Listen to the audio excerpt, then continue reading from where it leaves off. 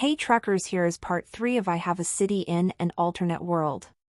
Let's dive into the video. In the world of Lucheng, somewhere in the wilderness. This was a nameless valley with strange rock formations. Dark brown rocks that were as sharp as blades extended endlessly, and clusters of wild grass grew tenaciously in it. It looked extremely desolate. 5 shabbily equipped wanderers and wild cultivators were sitting in a circle, each holding a piece of dry and hard grass seed flatbread and drinking cold water to satisfy their hunger. They placed it in the bloody leather backpack beside them, which contained their harvest from this trip. There were the head of the corpse monster and the organs of other monsters as proof of their hunting mission. Once he brought the loot to the Wanderer town, he could exchange it for many rewards from the officials of Black Rock City. The tide of zombies was a disaster this time. An endless stream of zombie monsters wandered around the vicinity of Black Rock City. Although it was a headache for the ruler of Black Rock City, it also gave the wanderers and wild cultivators a chance to make a fortune. As the hunting rewards given out by Black Rock City continued to increase, the rewards from a single hunt today were equivalent to a few times in the past. With such a good job, he had to seize the time and do it a few more times. It could be seen that they were in a good mood and were all smiling as they spoke. However, none of them noticed that a dark cloud had suddenly appeared on the horizon and was slowly approaching them.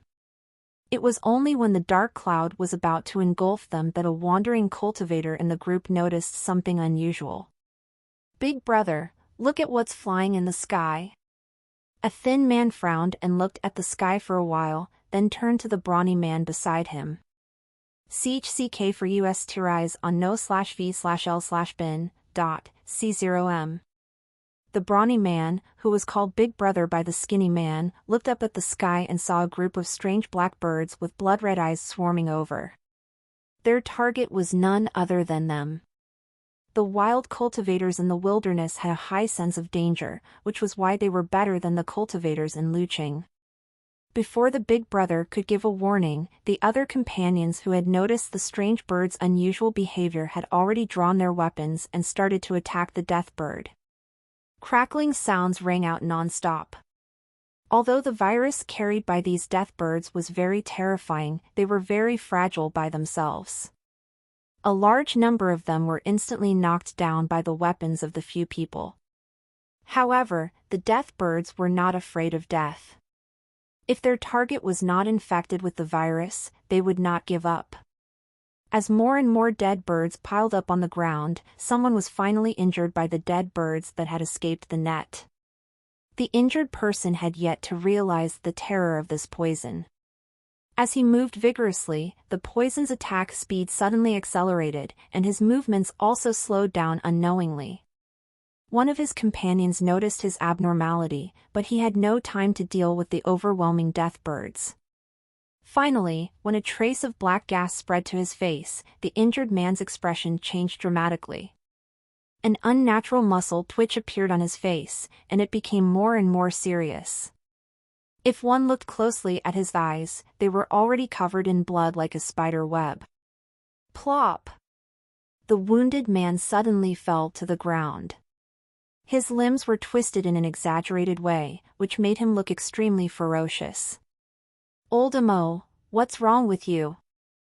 The man who was called Boss saw his companion fall and quickly shouted loudly. However, he did not get any response, which made him anxious. Time passed by slowly, and more death birds were smashed by the weapons. Other than the boss, the rest of the people were all injured. At the same time, the death birds stopped attacking them. Only the boss was uninjured. He desperately chased away the death birds, and the few injured people also helped him. 10 minutes later, when the last death bird was smashed into pieces, the boss fell to the ground, exhausted and panting heavily. "Damn it, what kind of bird is this? Why have I never seen it before?" After the boss cursed, he didn't get a response from his brothers like he usually did. He turned around in confusion and saw his brothers all lying on the ground.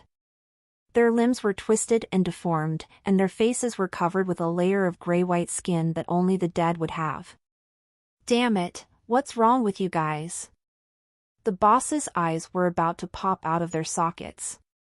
He struggled with his exhausted body and crawled over with difficulty to take a look. Even though the Wanderer and Wild Cultivator were already prepared to die in the wilderness, they still couldn't accept the sudden arrival of this day. The boss crawled to the side of one of his companions. This person was the first to fall, the wandering Wild Cultivator named Old Mo. It had only been a dozen minutes, but his face was already frighteningly blue and purple. He tried his nose, breath, and pulse, but he had been dead for a long time. The leader of the Wanderer exploration team was filled with sorrow. His turbid eyes turned red, and he couldn't help but shed tears. Keek keek keek. A strange sound came from beside him. The leader of the exploration team turned around in surprise and found that his companion, who had been dead for a long time, was struggling to get up. Old Mo Feifei, what are you doing? The leader of the expedition team had a bad feeling, but before he could finish his question, the Wanderer called Old Mo pounced on him and pushed him to the ground. Damn it, how did you become a zombie? The frightened boss didn't even finish his sentence before Old Mo bit him on the neck. Blood splattered all over Old Mo's ashen face. The leader, whose throat had been bitten, was struggling helplessly. From the corner of his eye, he saw a few figures with strange movements standing up from the ground. They were his dead companions. He, Ing Luo. The leader of the exploration team let out a bitter smile mixed with sorrow and unwillingness at the last moment before his consciousness disappeared. Then, his eyes went completely black. In a valley in the wilderness, the ground was littered with shattered blackbird corpses. A few strange wanderers and wild cultivators were lying on the ground, tearing and devouring a broken corpse. Paw! A badly mutilated arm stretched out from the middle of the wild cultivators and swung with great force, knocking two wanderers to the side. Soon after, a skeleton with only broken skin and hair stood up from the group of wild cultivators. From the remnants of its clothing, it was the leader of the exploration team. CSISI. The boss, whose leg had been completely ripped off, looked around with his blood-red eyes that had fallen out of his eye sockets. He extended his neck and roared at his subordinates who had turned into zombies.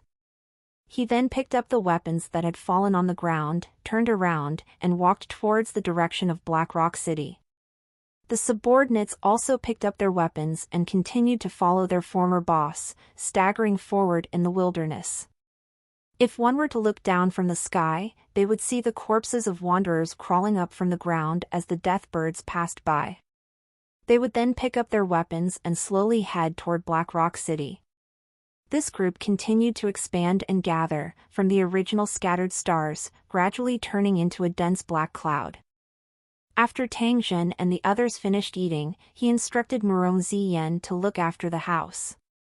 He brought Qianlong and Dexiong out of Wanderer Town and headed to the place where he had previously buried the weapons and supplies. Along the way, they encountered many wanderers. They formed groups and headed towards the wild building. Many of the groups were led by cultivators from Black Rock City. As they had suffered too many losses over the past few days, Black Rock City had split up some battle teams. A Black Rock cultivator led a dozen wanderers and wild cultivators to clear out the corpse monsters, and they had achieved quite a good result. Tang Zhen's group of 3 ignored these people. They merely hurried on with their journey. Due to there being too many wanderers along the way, Tang Zhen's group of 3 stopped and walked. When they were about to arrive at the location where the resources were buried, they deliberately stopped for a period of time in order to avoid a wanderer exploration team that stopped nearby to rest. Their unusual actions had even attracted the attention of a rank 3 cultivator from Black Rock City who was leading the team. However, this was a crucial moment in clearing out the zombie monsters. Therefore, he did not step forward to question the 3 of them. He only stared at Tang Zhen with a puzzled expression. Only after this group stood up and left did Tang Jin let out a long breath. His heart had a feeling of being relieved of a heavy burden. He was clearly here to take his things, but he had to do it like a thief. This kind of feeling made Tang Jin extremely displeased. When they arrived at the location where the resources were buried, Tang Jin repeatedly confirmed that there were no more wanderers passing by. Then, he got De Xiong to be on guard while he and Qianlong quickly cleared away the dirt and debris on the ground, revealing the battle blades and various resources hidden underneath. Upon seeing so many weapons hidden underground, Thousand Dragon was stunned. After all, to wanderers, weapons and equipment also represented wealth, so these weapons also represented a large amount of brains. After taking out one of the weapons and examining it carefully, Thousand Dragon nodded and said that it was a good weapon. If he were to sell it, he should be able to get a good price. However, Thousand Dragon had also warned Tang Jin that the weapon shops in Wanderer Town all had the backing of important figures in Black Rock City. If he rashly sold these weapons, he might offend some people. He had to be careful. Tang Jin did not expect such a thing to happen. He immediately opened his mouth and asked Qianlong. The Thousand Dragons replied. On the surface, the Wanderer Town seemed to have been established by a powerful wanderer, but in reality, the power behind it came from Black Rock City. The owner of Wanderer Town's weapons shop was said to be a high-ranking official in Black Rock City. If Tang Jin wanted to sell weapons in Wanderer Town, it would be equivalent to snatching business from Liu Cheng's forces. He would definitely be viewed with hostility and suppressed by those people. This was a difficult problem. After all, his foundation was not very stable yet. If he rashly made another enemy on the surface, it would not be good for him. However, this batch of weapons could be exchanged for the brain pearl that Tang Jin urgently needed. He was extremely reluctant to give up on selling them. This kind of somewhat helpless feeling made Tang Jin increasingly feel how important it was to possess his own city and strength. When he did business in his own city, he didn't have to worry about any forces. It was not like now, when he did business, he was afraid of making enemies. However, this was something that could not be helped. After all, the profits from weapons were so huge. He knew it, and so did others. It was such a piece of cake, who would be willing to let go easily and let others have a share? He would take it one step at a time. Right now, he had to move these things back to the cave he was staying in. These things were not light, but fortunately, De Xiong was very strong, and he was able to carry those weapons by himself. Tang Jin and the Thousand Dragons shared the remaining resources, and it was quite easy for them. On their way back, the three of them, who were carrying huge bags, naturally attracted the attention of many wanderers. Some of the wanderers with sharp eyes could even faintly judge that the supplies that Tang Jin and the others were carrying were most likely a pile of weapons and living supplies. These people's eyes were filled with greed and ferocity. If it weren't for the people coming and going, and the fact that it was close to Wanderer Town, they probably wouldn't mind being a temporary guest of bandits. Every time Tang Jin noticed this kind of gaze, he would have an impulse to pull out his gun and kill the other party. Damn it, you even dare to covet my things, you're really tired of living. Before dark, the three of them finally returned to the cave. However, in order to prevent any accidents from happening, they did not rest along the way, so they were so tired that they were panting. There was no such thing as light travel on a long journey, not to mention that the road in the wilderness was difficult to walk on. Therefore, after returning, even De Xiong, who was muddle-headed, complained that he was tired. Tang Jin felt that this method of transporting resources was not desirable. Although he could hide his ability this way, it was really too troublesome to do so. In the end, this matter was a matter of trust. He was always worried that after his ability was exposed, it would attract the greed and coveting of others. However, Qianlong, Murong Xian, and the others were all his companions. Even if he didn't say anything, they would definitely have noticed something unusual about him and guessed something. Instead of hiding, it was better to show off his ability in front of them at the appropriate time. This way, he could avoid the process of hiding and at the same time enhance his sense of mystery, making them more respectful of him. In the evening, everyone began to sort out and count the supplies that Tang Jin had brought. As Tang Jin counted the items, he explained the use of these items to them. Then, everyone discussed the price.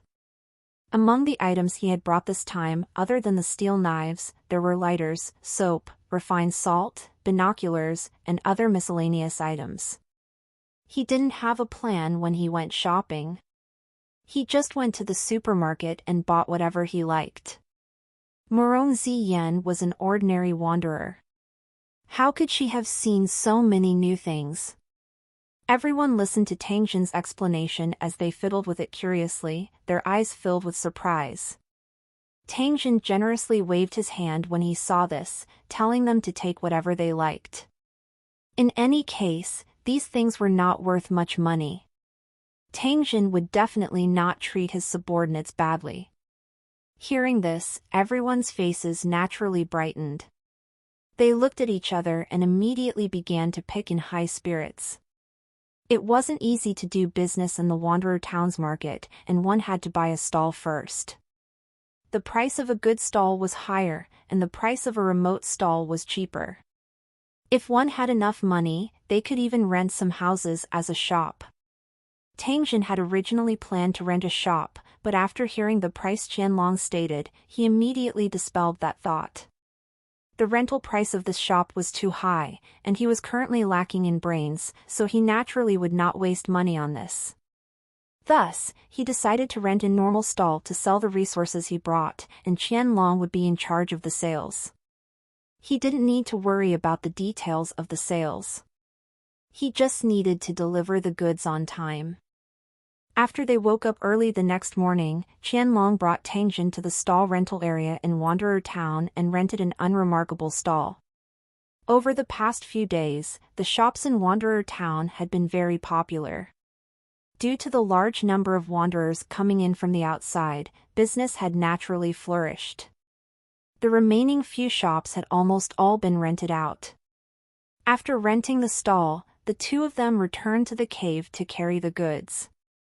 After the two of them had moved the goods over and arranged them in different categories, they began to call for sales. Some wanderers who passed by saw the dazzling array of goods on their stall and were immediately attracted by them. Then, they asked about the use and price of the goods. It had to be said that the things that Tang Jin had brought were still very popular in this world. Because of the wild buildings, many items in the original world were often discovered by the wanderers. Therefore, the wanderers could recognize some of these goods. For example, lighters and soap, the wanderers could recognize them at a glance. As for salt, which was a daily necessity, it was one of the essential items for every wanderer. After the wanderers asked about the price, they felt that it was not very expensive and could even be considered cheap. Soon, some wanderers began to take out their brains to buy the items they wanted, most of which were lighters and small tools. The Wanderer Town was currently crowded with people. The things that Tang Jin brought were all sold before dark. Even the steel knives he put up for trial sale on the stall were bought by a few generous wanderers. Tang Jin was also extremely happy when he saw that business was so booming. When he did the accounting at night, he found that he had sold a total of nearly 2,000 brain beads, which was definitely a huge profit. Find updates on n/v/elben.co/m. To the wanderers, Tang Jin's goods were worth it.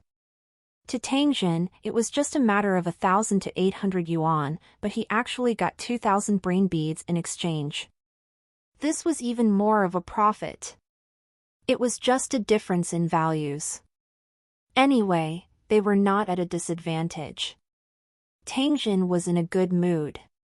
He was calculating how many gold coins he could exchange for after absorbing these brain beads and what applications he could download.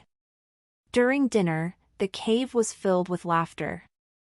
Everyone sat around the fire, planning their future business while roasting the sausages that Tangjin had brought. Their words were filled with longing. This scene was very heartwarming, and everyone's faces were filled with happy smiles. The warmth of the fire warmed their hearts. They had hope in life and a goal in life. A trace of a smile appeared on the corner of Tangjin's eyes as he watched the little girl play with the big bear. When he was selling his goods this afternoon, he saw the bearded man and his men passing by the streets of Wanderer Town. Tangjin noticed that when the fully bearded man and the rest looked at their stall, their eyes seemed to be filled with greed. The other party's behavior sent a chill down his spine. This bastard seemed to have his eyes on them. If it weren't for the fact that fighting was forbidden in Wanderer Town, he and his minions would have already rushed up to rob them.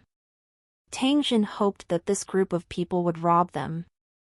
That way, the guards of Wanderer Town would be able to kill the bearded man and his men. However, the greedy eyes of the bearded man and the others also made him determined to get rid of the hidden danger as soon as possible. This kind of guy must not be left alive. Otherwise, he might bite his body at any time. Tangjin was calculating in his heart. How should he kill this fellow? Tangjin calculated in his heart. Now that he had a rifle in his hand, he could finish off the enemy from a distance. It seemed to be the best weapon to kill this fellow. Although Tangjin could also use the quantum invisibility light beam and infrasonic waves to try and kill the bearded man, he wasn't sure if the bearded man could see through his invisibility. After all, these wanderers had rich combat experience, and they might have a way to lock onto him. Tangjin was not arrogant to the point of thinking that his close combat ability had surpassed the full bearded man. The other party had been through hundreds of battles. The combat experience of the two of them was not proportional. If he could really break the invisibility, the danger level of close combat would increase greatly, and it was not advisable. As for things like the infrasonic weapon, it could be considered as one of Tangjin's great killing weapons. He would not use it easily. According to the instructions, this thing could affect a range of up to 50 kilometers, causing people to go into a coma, go crazy, and have their organs ruptured. The death rate was extremely high. If it wasn't for the fact that this type of infrasonic weapon had a directional function, Tangjin wouldn't have used it so easily if he had aimed it directly at the Corpse King's clone and the infrasonic wave didn't penetrate the ground. Who knew how many wanderers would be in the direction of the launch if he used this thing? In order to avoid hurting the innocent, he would try not to use this method. After much thought, he decided that a rifle was the most suitable. However, he had not received any professional training, so his shooting skills were only average. It was still acceptable if it was a short-distance close-range shot, but once the distance exceeded 20 meters, the accuracy would greatly decrease. However, if he were to get close to the bearded man and shoot, his situation would become extremely dangerous. This was a problem that made Tangjin very conflicted.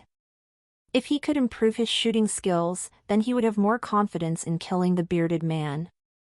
Tangjin's eyes brightened as he thought about it. He suddenly remembered that there seemed to be an application in the application store that could solve this problem. He quickly opened the application store. After looking through the war category, he found an application that could help him. The name of this application was Because of the Super Shooting Assistant. It was divided into 4 levels: beginner, intermediate, advanced, and master. The exchange price of the basic shooting assistant was 10,000 gold coins. The effect was to take 3 seconds to correct the trajectory within 200 meters. Under normal circumstances, the hit rate was 100%. Looking at the effect of the intermediate level, the trajectory correction within 1,000 meters, 100% accuracy, never missing, and the bullets also had armor-piercing effect. As for the effect of the master level, it had already exceeded the limit of rifle sniping. It could actually correct the trajectory within 5 kilometers with 100% accuracy. At the same time, it also had the effect of acceleration, armor-piercing, and explosive damage. Tang Jin secretly sighed in his heart. This thing was simply heaven-defying for a sniper. If one possessed the ability of a master, one could definitely be called a gun god. Once one was locked onto by the crosshair, one would undoubtedly die. Good things meant good prices, and this master-level application cost 500,000 gold coins. Moreover, for this kind of hierarchical application, the download could not jump to the highest level at once. Instead, it had to be completely downloaded step by step. Tang Jin secretly pursed his lips. Although he was extremely envious, he was embarrassingly short of money and could only look at the Grandmaster grade effects to his heart's content. He didn't have many gold coins now. Including his income from the day, it was only slightly more than 20,000 gold coins. He could only download the beginner version of the Super Shooting Assistant application. The Brain Pearl obtained during the day's sale was kept by Tang Jin. He absorbed half of the Brain Pearl when no one was paying attention, and the balance in his account reached 10,000. With enough gold, Tang Jin did not hesitate to download the beginner Super Archer application. In just a few seconds, the download and installation were complete. Tang Jin looked at the blood-red app icon on his phone. It was a skull with a bullet hole in its forehead and a crosshair on it. It looked fierce and mysterious. After admiring the lifelike 3D image, Tang Jin opened the application that appeared in front of him through his consciousness. At this moment, a line of text appeared before his eyes. In order to utilize the application resources reasonably and bring out the best effect, it is recommended to combine the Super Shooting Assistant with the all-round digital combat interface. Do you agree? Tang Jin thought for a moment and chose to agree. Then, the application icon of the Super Shooting Assistant disappeared, and the original all-round data combat interface was replaced by a blood-red color. Following the activation of the all-round digital battle interface, Tang Jin immediately noticed that a cross-shaped crosshair had appeared in front of his eyes. The other functions of his digital comprehensive battle interface were also displayed at the same time. A series of data, including the amount of ammunition, minimap, physical strength, distance measurement, infrared, and so on, appeared in front of Tang Jin's eyes. His field of vision actually reached 180 degrees. Fortunately, these things occupied the corners and did not affect Tang Jin's normal vision, which he was already used to. When he looked forward, the crosshair would disappear once the distance exceeded 200 meters. Once it was below 200 meters, the crosshair would reappear. When he focused on a target, it only took 3 seconds for the green crosshair to turn red. As long as he aligned the crosshair of the gun with the red crosshair, he could easily kill any target within 200 meters. Tang Jin suddenly thought of a problem. If the target was 2 kilometers away, he would need to use a high-precision scope or have good vision. Only then would he be able to aim at the vital points of the target. If the target was 5 kilometers away, how could he kill it in one shot when he couldn't see it clearly? Tang Jin didn't believe that this kind of thing was unsolvable, so he went through the application store again and finally found an auxiliary function called Sniping Eye. It could greatly enhance the user's vision, allowing the user to see targets up to 5 kilometers away. It was also a very powerful auxiliary ability. The download cost was 5,000 gold coins, which was a simplified version of the Super Telescope. After getting a Super Shooting Assistant, Tang Jin began to secretly plan how to take action. Moreover, he was prepared to do it alone this time. He had a private discussion with Thousand Dragon, but the latter didn't approve of him doing this alone. However, Tang Jin patted his chest and guaranteed that there would be no problems. He appeared to be very confident. Regardless of whether he could kill the bearded man this time, he had a way to escape unscathed. If he really couldn't, he could teleport back to his original world. If he brought another person with him, he might be in danger if there was an accident. In the end, Tang Jin still managed to convince Qianlong. He was prepared to start keeping an eye on the tip of that full-bearded man tomorrow and act according to the situation. Tang Jin woke up from his sleep one morning. Qianlong and Murong Xian brought the rest of the goods to the market to sell. Tang Jin also packed up and found a tattered piece of clothing. He put it on over his cloak as a disguise and then hid in a hidden corner of the Wanderer town. He stared at the people coming and going on the streets. According to Qianlong, the bearded man and his men passed by here every day, so he chose to wait for his prey here. Around 9 o'clock in the morning, Tang Jin, who was feeling bored, suddenly jolted. A trace of cold glint was revealed in his eyes as he stared intently at a corner of the street. The bearded man finally appeared, and there were 7 or 8 people beside him. Each of them was holding a weapon and equipment, and it seemed like they were preparing to leave Wanderer Town. Tang Jin silently stood up and used the wanderers and buildings on the street as cover to quietly follow behind the bearded man and the others. After they left the Wanderer Town, he followed them quietly. The fully bearded man and the others hurried ahead while Tang Jin activated the quantum stealth light screen and followed behind unhurriedly. Along the way, Tang Jin judged that the bearded man and the others should be heading in the direction of the ruins where the two parties had previously met. That place is very well hidden, just the right place to send you to heaven. Tang Jin thought in his heart as his eyes gradually turned ice cold. The bearded man and the others didn't realize that someone was slowly following them and could take their lives at any time. Tang Jin wasn't in a hurry to make a move. After all, this place was quite close to the Wanderer Town, and it was inevitable that wanderers would pass by this place. If they were to bump into him, he was afraid that he would get into unnecessary trouble. Behind the fully bearded man's group was a very powerful wanderer team. Tang Jin had no choice but to be cautious when he moved. Find new stories on nov/elbin.com. Just like that, they followed them in the wilderness for a long time at a moderate pace. The fully bearded man and the rest finally entered the super ruins. Tang Jin, who was hiding behind them, also followed them in without hesitation. Just like the last time he was here, there were basically no monsters around the outer area of the super ruins. However, he could see the figures of wanderers from time to time. In the sky above the ruins, the gray fog seemed to never dissipate. It just floated there without moving. The closer they got to the center of the ruins, the thicker the gray fog became. In some places, they couldn't even see the scenery a few meters away. Tang Jin was afraid of losing the bearded man's group. Therefore, he maintained a distance of 100 meters from the bearded man and the others. This way, the map would be able to display them in real time. After walking for a while, the bearded man and the others stopped in a place that looked like a park. There was a forest of giant black vines in the park. The branches of these giant vines were messy, and they were thin and twisted like dragon scales.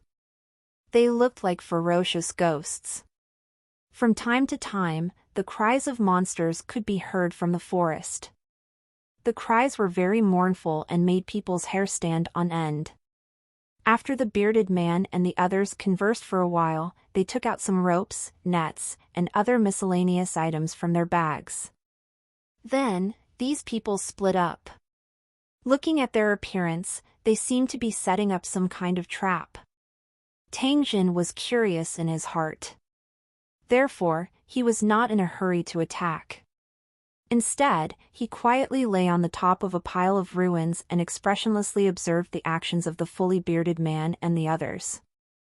After observing for a while, he was sure that the bearded man and his men were really setting up an elaborate trap. Tang Jin was extremely curious in his heart. What exactly was the thing that made these people, who were not weak, spend so much effort to set up a trap? The bearded man would not be able to escape death today, but before that, he still wanted to see what they were up to. Therefore, Tang Jin calmed his heart and suppressed the boiling killing intent in his heart. He focused his attention and carefully observed. On the bearded man's side, after the trap was set up, the bearded man and the others were divided into two groups. One group lay in ambush around the trap and covered themselves with weeds and other things to hide themselves. They lurked in the grass and did not move. The other group was led by the bearded man and another wanderer. The two of them looked at each other and entered the giant vine forest together. After about 10 minutes, a monster's angry roar suddenly came from the forest of giant vines. At the same time, the sound of hurried footsteps came from the giant vine forest. Immediately after, Tang Jin saw the bearded man and another wanderer scuttle out of the forest with a panicked expression. The bearded man was holding something similar to an ostrich egg in his hand. Ayo! A strange cry seemed to ring in his ears, and at the same time, a giant four-legged monster that looked like an ostrich rushed out of the forest. The appearance of this ostrich-like monster was extremely strange. Its four thick long legs were covered with dark brown scales, its body was like a giant elephant, and its back and neck were covered with giant blood-red bone spikes that looked like strange coral vines. The 4-meter-tall ostrich monster was furious. It glared at the bearded man in front of it, its cold eyes filled with hatred. The monster also had a tail that looked like a python, and it was swinging back and forth, easily crushing a millstone-sized rock. Tang Jin's gaze was fixed on the ostrich monster, and the monster's information quickly popped up in front of him. Four-legged bone snake bird, level 4 monster, has a strong sense of territory and is good at running and chasing prey. Its tail whip is very lethal, and its weakness is in the cracks of its back. It can kill in one hit. Tang Jin looked at the size of this four-legged bone snake bird and could not help but feel admiration for the courage of the fully bearded man and the others. They actually dared to provoke such a terrifying monster. However, looking at the trap that the bearded man and the others had prepared, it might really be possible to subdue the four-legged bone snake bird. No matter what, he had to wait and see. Not far away from the forest, the four-legged bone snake bird stopped in its tracks after it rushed out of the forest. It seemed to have realized the danger. Even though the bearded man was holding the egg and provoking it with exaggerated movements, the four-legged bone snake bird did not immediately rush forward. However, the bearded man's next move completely enraged the four-legged bone snake bird. The bearded man raised the egg high up in the air and was about to smash it. Seeing that the egg it had painstakingly hatched was about to be smashed, the four-legged bone snake bird let out an angry howl and charged at the bearded man like a mad bull. The 4-meter-tall monster ran like a speeding car, leaving a trail of dust in its wake. Facing the four-legged bone snake bird that was charging towards him, the bearded man's mouth revealed a mocking sneer. Whoosh, whoosh, whoosh. When the four-legged bone snake bird rushed through the trap set by the bearded man and the others, a rope that had been set up in advance was immediately pulled up by the hidden wanderer, and it accurately tripped one of the monster's legs. The four-legged bone snake bird was shocked. It immediately raised its leg to dodge, but it was too late. More than 10 thick ropes made of monster tendons quickly rose from the dust on the ground and quickly wrapped around the legs of the four-legged bone snake bird. The four-legged bone snake bird let out a cry and jumped on the spot, as if it wanted to break free from the flexible ropes. The wanderers who had been lying in ambush from the side attacked at the same time. The archers shot several arrows at the same time, and the sharp arrows were aimed at the vital parts of the four-legged bone snake bird's head. There were also a few wanderers who threw out burning torches and flew around the four-legged bone snake bird, restricting it to a small area. The four-legged bone snake bird was suddenly attacked, and its struggling and chirping became more violent. However, the rope was very flexible, and no matter how hard it struggled, it could not break free in a short time. Attack with full force! The full-bearded man shouted. Immediately after, 2 wanderers raised their javelins and threw them at the ostrich monster. The javelin was fast and sharp, and it pierced into the four-legged bone snake bird's wrinkled body in an instant. Pft! Poochie!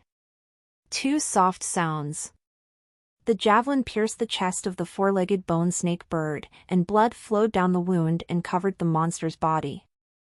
The four-legged bone snake bird let out a sad cry. It had already begun to fight for its life. At this moment, all the ropes that were wrapped around its body, except for the toughest one, had been torn apart by the four-legged bone snake bird. However, no matter how much it struggled, it could not break this rope. Looking at the bearded man who slowly raised his javelin, it seemed to have realized that death was coming and let out a sorrowful cry.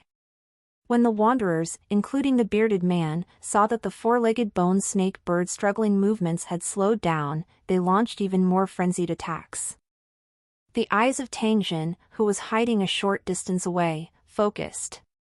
He pulled the trigger without the slightest hesitation. A crisp sound was heard, and the bearded man and the others were slightly stunned. Before they could react, they saw that the rope tying the four-legged bone snake bird seemed to have been hit by something and broke into two. The four-legged bone snake bird that suddenly broke free from its restraints let out a long cry and charged at the bearded man with eyes full of anger. When it passed by a wanderer, it swept its python-like tail lightly and easily broke the wanderer's neck. The wanderer's face was filled with pain. When his hands reached for his neck broke with a crack, and his head rolled on the ground. After getting rid of a wanderer, the four-legged bone snake bird suddenly jumped up and smashed its huge body at one of the wanderers. The wanderer's face turned pale as he tried to dodge, but he saw the four-legged bone snake bird bite down. Its open mouth was filled with sharp teeth. The four-legged bone snake bird bit down, and the wanderer's arm was immediately torn off. Blood splattered everywhere, and the wanderer howled in pain. Unfortunately, he only managed to let out a single howl before the four-legged bone snake bird kicked him in the head. The wanderer's head burst open like a rotten watermelon, and his blood and brain matter splattered everywhere. All the wanderers were shocked, and they frantically attacked the four-legged bone snake bird with their weapons. However, the monsters that had lost their restraints moved quickly, and most of their attacks missed. In the blink of an eye, 2 more wanderers died in the four-legged bone snake bird's mouth. The fully bearded man's eyes were about to pop out. At this moment, how could he not guess that someone had plotted against them? He looked behind him with hatred and roared at the same time. He waved a long spear to meet the four-legged bone snake bird. This full-bearded man's strength was very strong. Tangjin estimated that he should be at level 3. He faced the four-legged bone snake bird head-on, and at the same time, he quickly thrust out the spear in his hand, and then quickly retracted it in the blink of an eye. The bearded man's movements were very fast. He waved the spear like a phantom, and in an instant, the abdomen of the four-legged bone snake bird had more than a dozen bloody holes, and its originally flexible movements became much slower. The rest of the wanderers saw this and gathered around, intending to help the bearded man kill the four-legged bone snake bird. However, before they could get close, the crisp voice sounded again. A wanderer a few steps away from the bearded man trembled. The bow and arrow in his hand slowly fell to the ground, and a bloody hole burst open in his chest. Covering his bleeding chest, the wanderer looked unwilling to give up and wanted to turn around to find the murderer, but he failed. Plop! The wanderer's corpse fell heavily to the ground, and his ferocious face was filled with unwillingness. Who the hell is it? Get the hell out here! Seeing that his men had been killed by a sneak attack, the bearded man roared and threw the spear in his hand at the four-legged bone snake bird. This spear was filled with hatred, and it directly pierced through the chest of the four-legged bone snake bird. The sharp tip of the spear came out from the back of the four-legged bone snake bird. EAD new chapter S on no/v/e/ln.com. The four-legged bone snake bird, which was already covered in injuries, was struck by a fatal blow. It no longer had the ability to attack, and its huge body fell heavily to the ground. The bearded man who had thrown the spear suddenly turned around. His cold eyes looked at the ruins not far away, and a murderous intent suddenly appeared in his eyes. The bearded man pulled out a dagger from his waist and shot towards the ruins like a bolt of lightning. Just as the bearded man was rushing towards the ruins, he suddenly felt a fatal danger enveloping him. The bearded man was shocked and dodged to the side on reflex. Whoosh! A bullet pierced through the air, and its target was the bearded man. Pfft! The bearded man felt as if something had hit his ribs. He looked down and found that there was a bloody hole in his waist, and the blood had soaked through his clothes and chain armor. When the remaining wanderers saw that their leader was injured, they shouted at the same time and charged forward without the slightest hesitation. However, as the wanderers were charging over, the crisp sound of gunfire rang out again. The head of the wanderer running in the front exploded like a rotten watermelon being hit by a wooden stick. The headless corpse ran a few more steps before it fell into the dust. The tragic state of their companion caused the wanderers to stop their charge, and they looked at the dead guy with a dumbfounded expression. The sound of death that rang out from time to time made the wanderers' hearts break. They weren't ignorant, and they knew that the sound was definitely made by firearms. In other words, they were being targeted by a sharpshooter, and death would descend upon them at any moment. Some wanderers also used firearms as weapons, but it was a pity that most of their firearms were primitive and crude. They didn't have a long range, and their accuracy wasn't high. Most of the time, they weren't even as good as bows and arrows. As time went by, the number of wanderers who used flintlocks in the wilderness decreased. However, the accuracy of this gunman was shocking. No one had ever heard of such an expert gunner in the vicinity of Black Rock City. Could it be that he was a wanderer from the outside world who wanted to take advantage of the situation? He was usually the one who did this kind of thing, but he didn't expect that someone else would do it today. The wanderers were secretly annoyed and wanted to get back at him, but when they thought about how terrifying the gunman was, they all had the intention to retreat. The bearded man was quite tough. After being shot in the ribs, his movements were not affected much. Instead, he quickly found a place to hide. The other wanderers also followed suit and looked for cover to hide.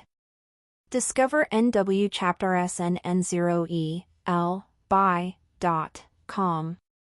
Unfortunately, there was no ideal cover in such a short time. After another crisp gunshot, a wanderer hiding in a pit was shot in the heart. He struggled a few times before he stopped moving. A few more gunshots rang out, and people screamed as they were killed by the bullets. At this moment, there was only one wanderer left in the bearded man's group besides him. The rest of them had either died in the mouth of the monster or under Tangjin's gun. The bearded man curled up behind cover, one hand covering his wound, and at the same time, he roared in grief and indignation, "Who the F***ck are you? If you have the guts, come out and let's fight face to face. What kind of hero are you, sneakily hiding in the dark and shooting? You're a coward, a bastard." 1. Hee hee, now you feel aggrieved? When you F***king snatched my brain, where did your arrogance go? Tangjin cursed in his heart and turned the muzzle of his gun toward the wanderer not far away from the bearded man. In his field of vision, a green cross-shaped crosshair was gradually turning red. The moment the crosshair turned red, Tangjin decisively pulled the trigger. With a crisp sound, the bullet hit one of the wanderer's legs. The wanderer screamed, but he didn't reveal any other part of his body from behind the cover. He was obviously afraid of being shot again. Tangjin no longer paid any attention to the wanderer. Although this shot didn't directly take his life, it had still broken one of his legs. If he didn't treat his wound in time, he would probably die. In this short period of time, Tangjin had shot and killed several enemies. However, his emotions did not fluctuate too much. After all, this was not the first time he had killed an enemy. He didn't feel any guilt in killing these wanderers. His experiences in this world had made him understand that this was a world where the strong preyed on the weak. Mercy and hesitation would only make him lose his life faster. If this rifle was in the hands of the bearded man, he believed that the bearded man would not hesitate to kill them when they seized the spoils of war last time.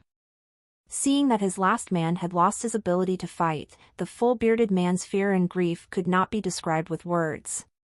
Although he had killed countless people over the years and was often hunted down, this was the first time he had experienced such helplessness. He didn't know who was ambushing him. After all, he had made countless enemies over the years, and it was common for him to kill wanderers. He wouldn't take things like snatching the brains of Tang Jin and the others to heart. If the full-bearded man knew that he and his subordinates had lost their lives just because he had stolen a brain, he would not hesitate to give up on the attempt to steal it, and would choose to kill the other on the spot. If he could escape this time, according to the bearded man's character, he would definitely dig 3 feet into the ground to find the person who had attacked him. Then, he would drag the person into the wilderness and torture him for 3 days and 3 nights before killing him. Unfortunately, there weren't so many ifs in this world. Tang Jin wasn't interested in knowing what the bearded man was thinking. No matter what, he could not let the bearded man go back alive. Tang Jin looked at the time and estimated the speed of the full bearded man's bleeding. A few minutes later, he unhurriedly walked out from the ruins. The moment he stood up, the bearded man also stuck his head out and happened to see Tang Jin, who had removed the light from his quantum stealth. When the full bearded man saw Tang Jin's face, he was at first confused, but immediately revealed an expression of sudden realization. He gritted his teeth and fiercely roared, "Damn it, so it's you. If I had known earlier, I would have killed you directly last time." Tang Jin gave a disdainful smile when he heard this. He raised his gun and aimed at the full-bearded man as he said, "What's the use of saying all this? You're going to die today." The full-bearded man knew that his injuries were serious. If this stalemate continued, he would not be able to escape death due to the excessive blood loss. He simply stood up, pointed at Tang Jin and scolded, "Do you know who I am? How dare you kill our team member? Aren't you afraid of being hunted down by our organization? If you can let me go, I promise that this matter will be written off and we'll mind our own business in the future. What do you think?" The bearded man's expression didn't change when he spoke nonsense, but in his heart, he already wished to hack Tang Jin into 1,000 pieces. Tang Jin coldly laughed as though he was looking at a clown. He was disdainful of the full-bearded man's words. He quickly raised his rifle and aimed at the bearded man's chest. The green crosshair in his field of vision gradually turned red. It was also at this moment that the fully bearded man's hand, which had been covering his wound, suddenly rose. Then, he ruthlessly threw something at Tang Jin. Tang Jin was slightly startled when he saw this. He did not hesitate to jump to the side and dodge. Just as he dodged, the bearded man suddenly burst out with an extremely fast speed and dashed toward the giant vine forest behind him. Boom! With a loud bang, gravel and grass flew everywhere. The thing that the bearded man had thrown was actually a bomb. At the same time, he turned around and ran into the forest of giant vines. Tang Jin's heart tightened. He absolutely couldn't allow this full-bearded man to escape. He would die today without a doubt. He quickly raised his gun and aimed at the bearded man's back. Before the green crosshair turned red, one of the bearded man's legs had already stepped into the giant vine forest. Tang Jin did not dare to hesitate any longer as he quickly pulled the trigger. After a loud bang, the bearded man's body trembled and he staggered. However, he did not stop. Instead, he continued to run toward the forest of giant vines and disappeared in the blink of an eye. F***CK. Tang Jin cursed in his heart. He raised his gun without thinking and shot at the wanderer with an injured leg, knocking him to the ground. After killing the wanderer, Tang Jin cast a glance at the pitch-black forest of giant vines. He gritted his teeth and gave chase. Only after entering the giant vine forest did Tangjin discover that not even a blade of grass grew within the giant vine forest. However, there was something similar to fungus growing on these strange giant vines. On some of the giant vines, this kind of fungus actually grew so densely that it was airtight, looking very strange. Tangjin involuntarily became nervous when he saw this strange environment. After looking around, he turned his eyes to the ground. That full-bearded man had been shot twice in a row. Naturally, there would be blood dripping on the ground when he escaped. Tangjin began to follow the trail of blood.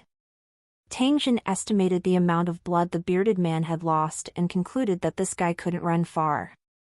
He walked unhurriedly in the giant vine forest and vigilantly looked around in case a monster suddenly appeared in the forest. Tangjin's eyes focused after he had chased for around 700 to 800 meters. He discovered the full-bearded man lying under a huge vine under a large tree in front of him.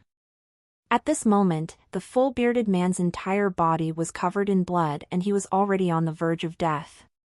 After he saw Tangjin, his originally pale face actually emitted traces of red light. After which, he let out a maniacal laugh. "Ha ha ha, you've indeed caught up. Since you want to take my life, I'll make you die with me." After shouting this sentence with all his might, the bearded man suddenly dodged and pushed aside a pile of weeds beside him, revealing a bird egg like the one he had been holding. The bearded man laughed wildly as he lifted a stone and smashed it down on the egg. After a crisp sound, the egg was smashed. A bad feeling suddenly rose in Tangjin's heart as he looked at the egg white that was slowly flowing out and the maniacal laughter of the full-bearded man whose scheme had succeeded. He didn't have time to think about why the bearded man would do such a strange thing. He only wanted to kill him immediately. Just as Tangjin was about to open fire, the sound of hurried footsteps suddenly came from not far away. Immediately after, several four-legged bone snake birds appeared in front of Tangjin. After seeing the egg being smashed, the four-legged bone snake birds let out an angry roar. One of the four-legged bone snake birds aimed at the grinning bearded man and pecked him hard, tearing his head off. Read latest ch@n/VELBI.co/m. The four-legged bone snake bird that was holding the human head in its mouth swung its neck. The head with a full beard flew through the air and rolled onto the grass in front of Tangjin. The full-bearded man's head was covered in blood. However, his eyes were still staring at Tangjin. At this moment, the corners of his mouth were still emitting traces of a sinister smile. He wanted to see Tangjin die and be torn to pieces by the four-legged bone snake bird. Unfortunately, in his imagination, Tangjin, who should have been torn to pieces by the four-legged bone snake bird in a panic, did not feel the slightest bit of panic. Instead, he looked at his head and smiled before suddenly disappearing without a trace. The bearded man's eyes were wide open. At the last moment before he lost consciousness, he suddenly felt a sense of regret and then fell into endless darkness. Tangjin's figure suddenly appeared in his house with the rifle in his hand. After taking a look at the familiar environment, Tangjin shook his head and sneered. He kept the rifle into the origin space, took off his tattered clothes, and threw them into the trash can.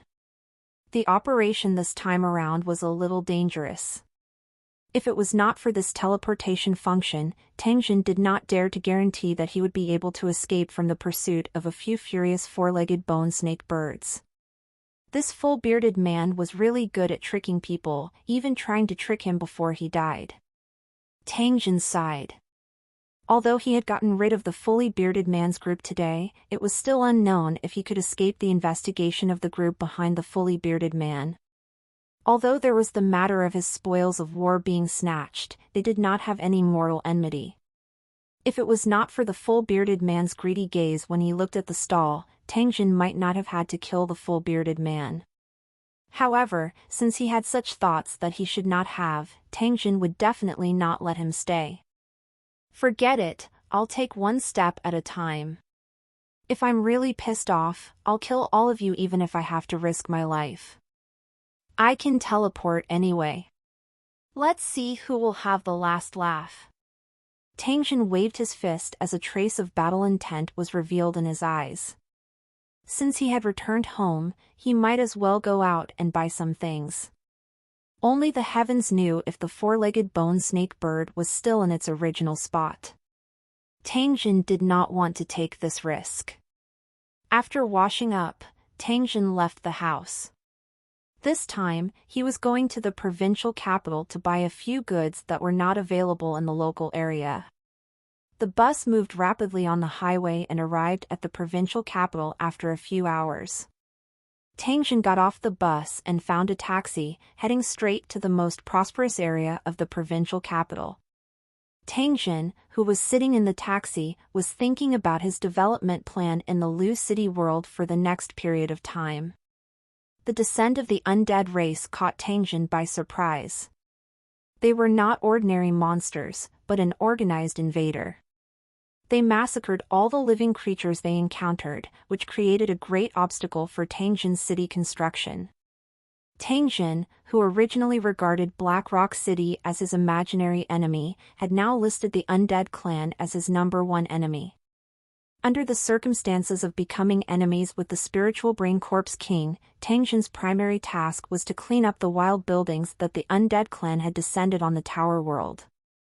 As long as the wild buildings of the corpse race were cleared, he believed that these wandering corpse race would lose their base and would no longer be able to cause any waves.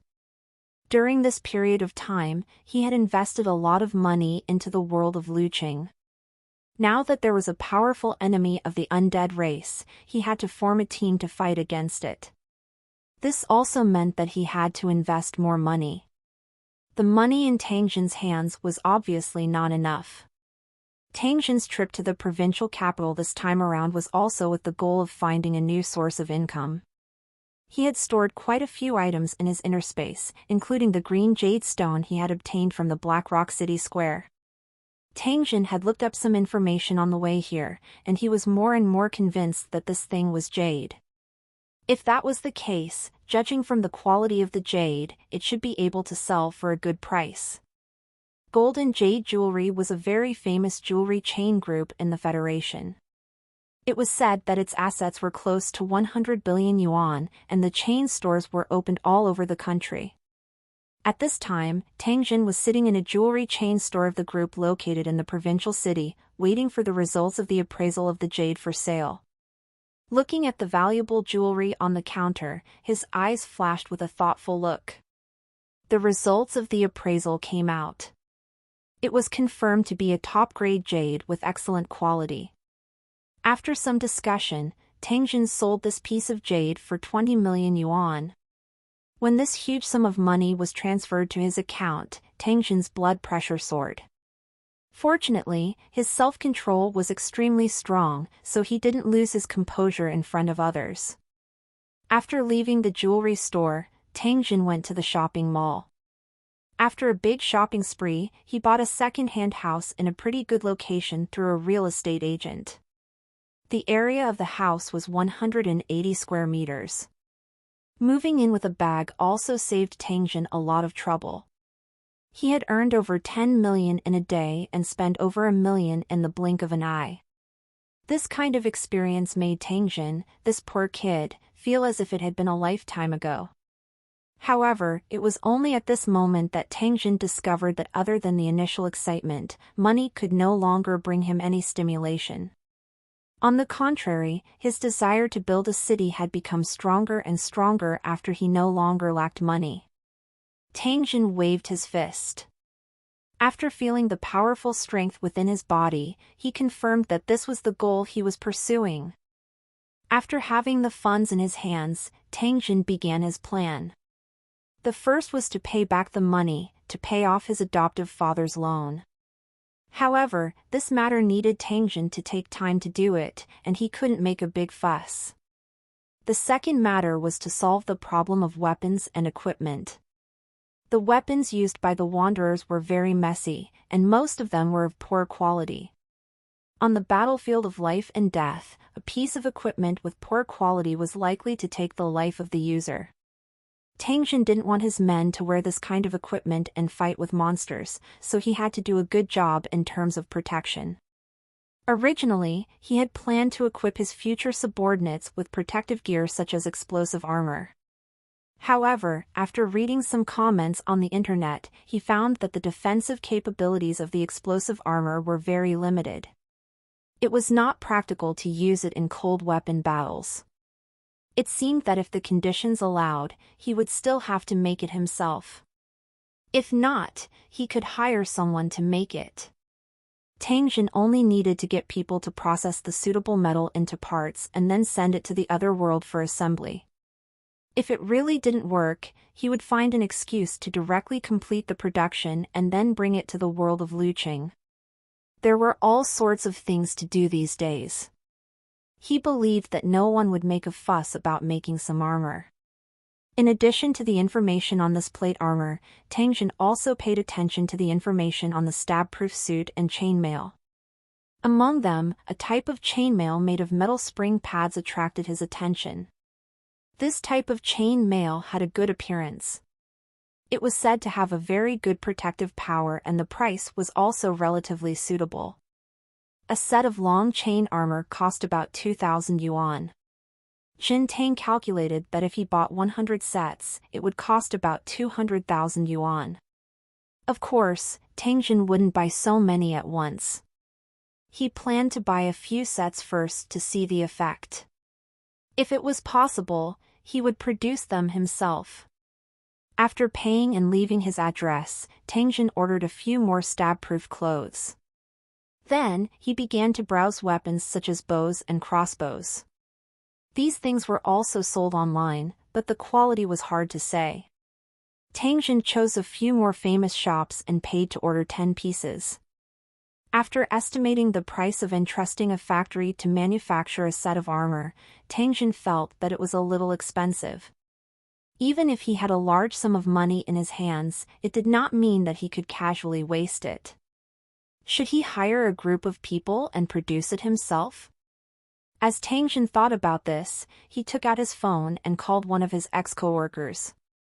This person's name was Wang Daqing. He lived in the countryside and was honest. He had once worked with Tang Jin. Because he was once bullied by the local ruffians, only Tang Jin stood up to help him. Wang Daqing recognized Tang Jin as a friend, and the two often contacted each other on the phone. Wang Daqing was now a farmer at home, taking care of his sickly old mother.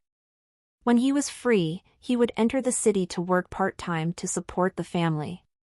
When he received Tang Jin's call, Wang Daqing was working in the field. When he heard that Tang Jin was going to rent his house and find people to work for him, he patted his chest and said that he would take care of this matter. After the two of them settled the matter, Tang Jin called his younger sister and had a simple chat. He told her that he had bought a house in the provincial city and that she could move in at any time. He would send the keys to her later and ask his sister to wait for him at the school gate. After Tang Jin sent the key over, he gave his sister a sum of money and asked her to slowly pay off the money her adoptive father owed. If someone asked about the origin of the money, she could just find an excuse. After having dinner with his sister, he started to get busy with purchasing materials. Welding machines, cutting machines, angle grinders, drilling machines, polishing machines, all kinds of machines and equipment needed to be purchased. In addition, there were all kinds of consumables. Jin Tang also bought a lot to avoid going back and forth. Tang Jin chose a store with a good reputation and purchased everything in one go. Then, he entrusted it to deliver the goods according to the address. Upto.dfrm no/v/e/lb/in.co/m. After leaving the store, Tang Jin went to the building materials market. Patterned steel plates, 304 stainless steel plates, titanium steel plates, and a batch of steel pipes of different specifications. Tang Jin also waved his hand and paid for the delivery. Following that, Tang Jin went to many places and bought leather, canvas, paint, and other items. Even though his physical strength was amazing, he was also extremely tired. Tang Jin, who felt that it was inconvenient to not have a car, went to the car shop without stopping and bought an off-road vehicle that cost more than 300,000 yuan as a means of transportation.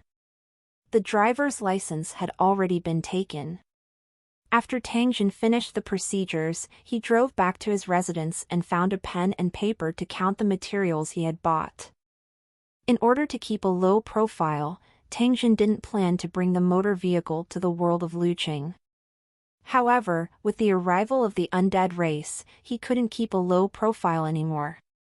He could only take this opportunity to rise up and achieve his goal earlier. Considering the geographical situation of the Luqing world, ordinary cars were definitely not suitable for use.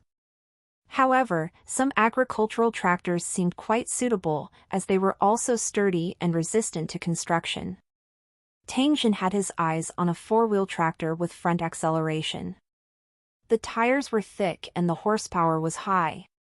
He believed that it would be able to adapt to the terrain of the Luqing world. When the time came, they would be equipped with a trailer, which could be used to transport people and supplies, and the speed of their journey would be greatly improved. Moreover, Tang Jin's space was just enough to fit a tractor of this size. He wouldn't be able to fit any bigger. The next morning, he drove to the village where Wang Daqing's family lived.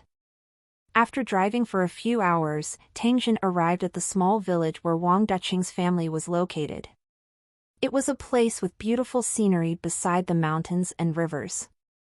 Wang Daqing, who received the call, was already waiting for Tang Jin at the village entrance.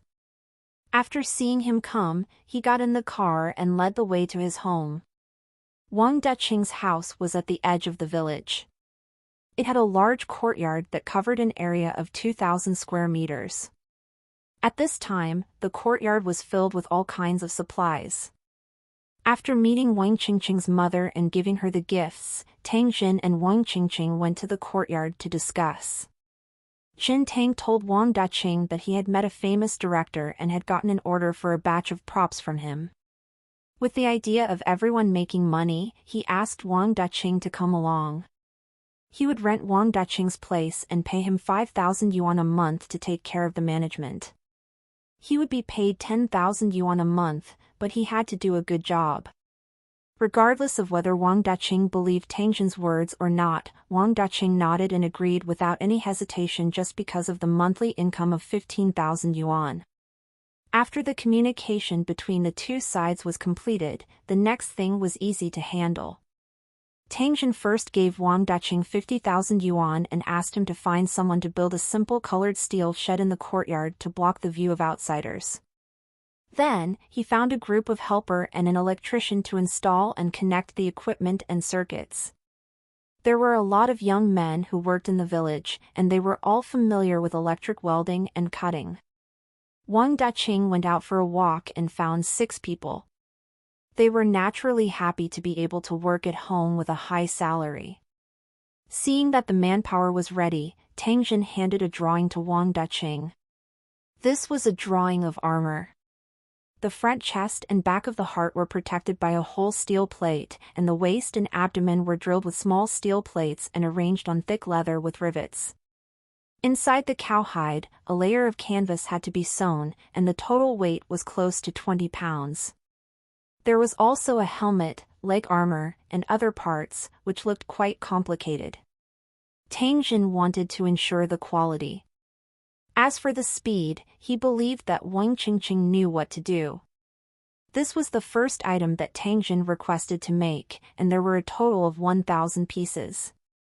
If the materials were not enough, Tang Jin asked Wang Daqing to place an order directly and transfer 100,000 yuan to him at the same time. He told Wang Daqing that he was going to the mountain area and wouldn't be back for half a month. He might not be able to contact him during this time, so he would have to worry about the things here. Wang Daqing said that he wouldn't let him down. After refusing Wang Daqing's invitation to stay for dinner, Tang Jin drove away from the small mountain village. The house in Provincial City was bought by Tang Jin for his sister. He had no intention of going there again. Tang Jin returned to the old house that was originally dilapidated. After parking the car in the courtyard, he locked the courtyard door and slowly walked into the house. After taking off his coat, Tang Jin put on the leather armor and cloak. The defensive power of this cloak could save his life at a critical moment. He took out the pistol and checked the magazine. At the same time, he changed into a pair of light military boots and held a military knife in his other hand. After taking a deep breath, Tang Jin activated the teleportation function. Tang Jin's vision blurred and he appeared in the strange giant vine forest. Tang Jin immediately sized up his surroundings the moment his vision recovered. His mental state was extremely tense. Fortunately, he did not find any traces of the four-legged bone snake bird. Instead, he saw the body of the bearded man. Like a broken doll, it had already been torn to pieces by the angry four-legged bone snake bird.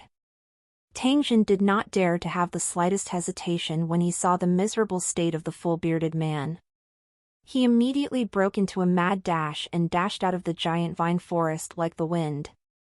He had seen the strength of the ostrich monster. Once she was targeted by this monster, she would definitely lose her life here. Tang Jin did not encounter the four-legged bone snake bird even after he ran out of the giant vine forest.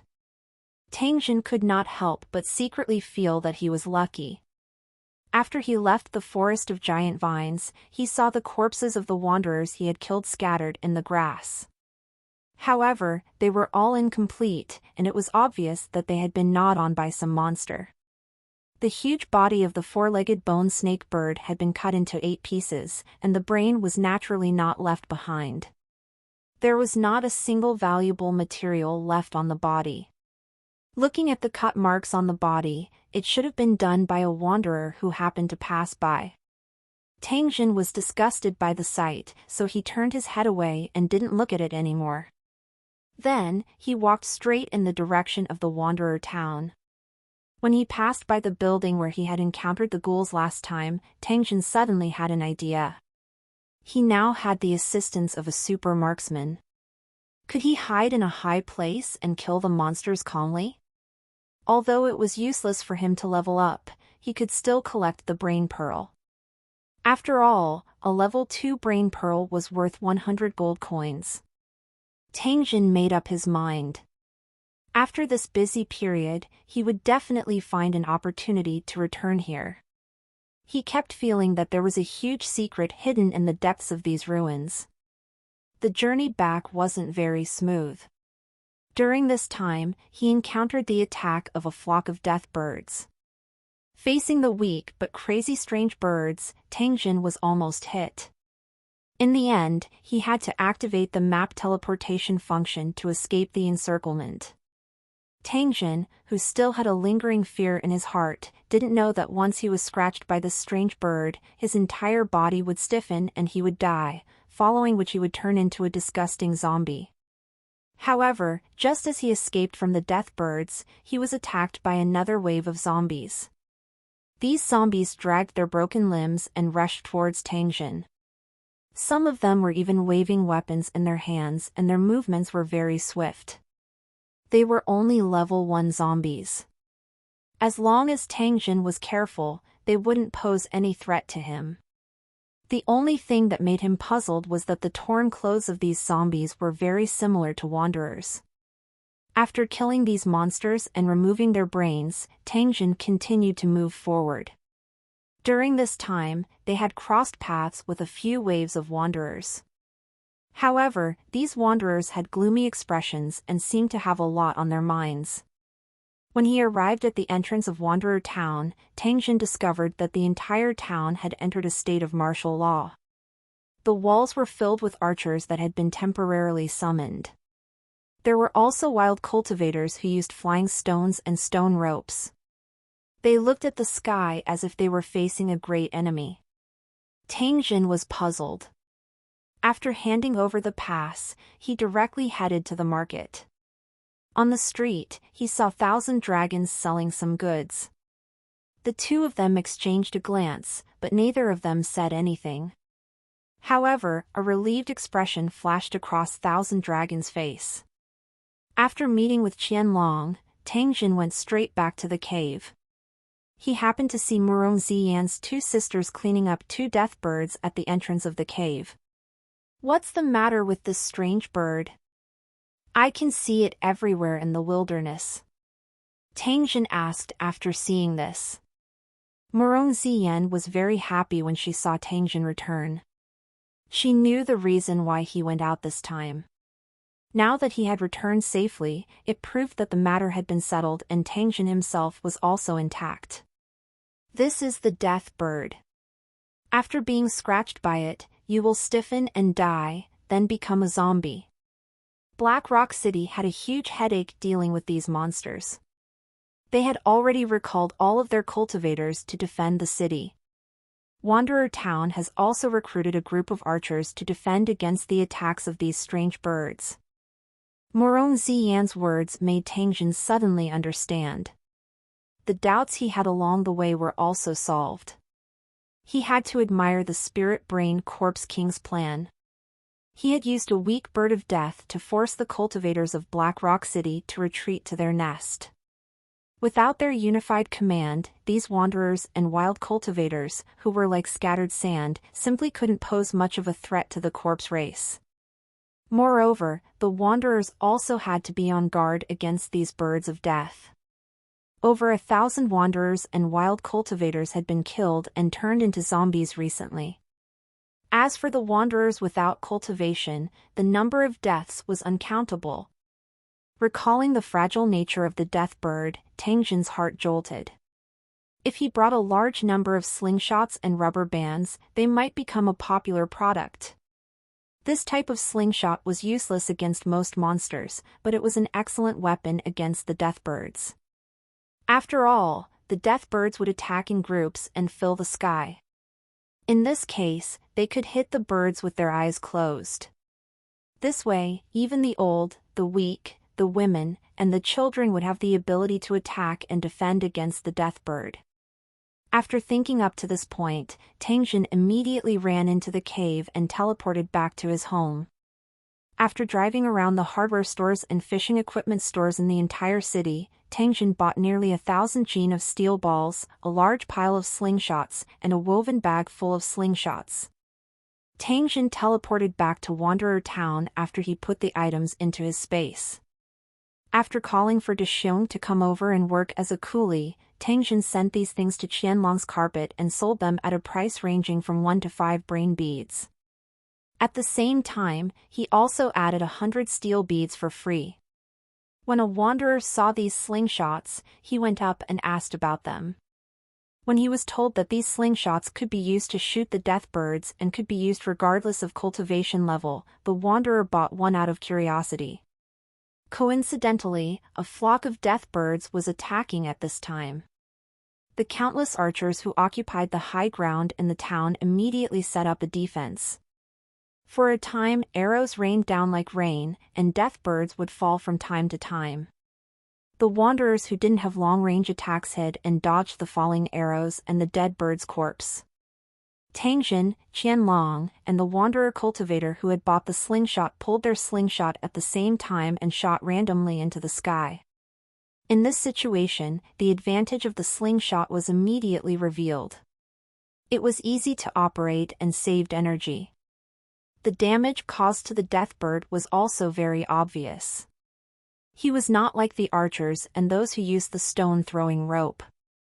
After shooting a dozen arrows, they were all so tired that they were gasping for breath, and their arms were sore and uncomfortable. The eyes of the wild cultivator who had bought the slingshot grew brighter and brighter.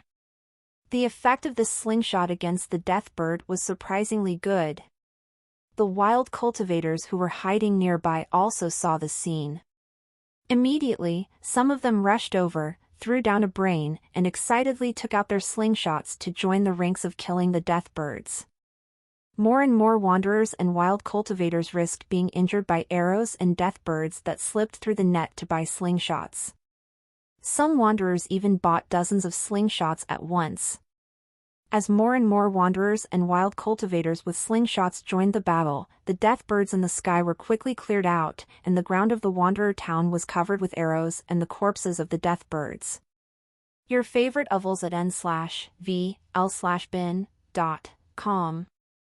Many people had seen the wild cultivators shoot the death birds with a slingshot.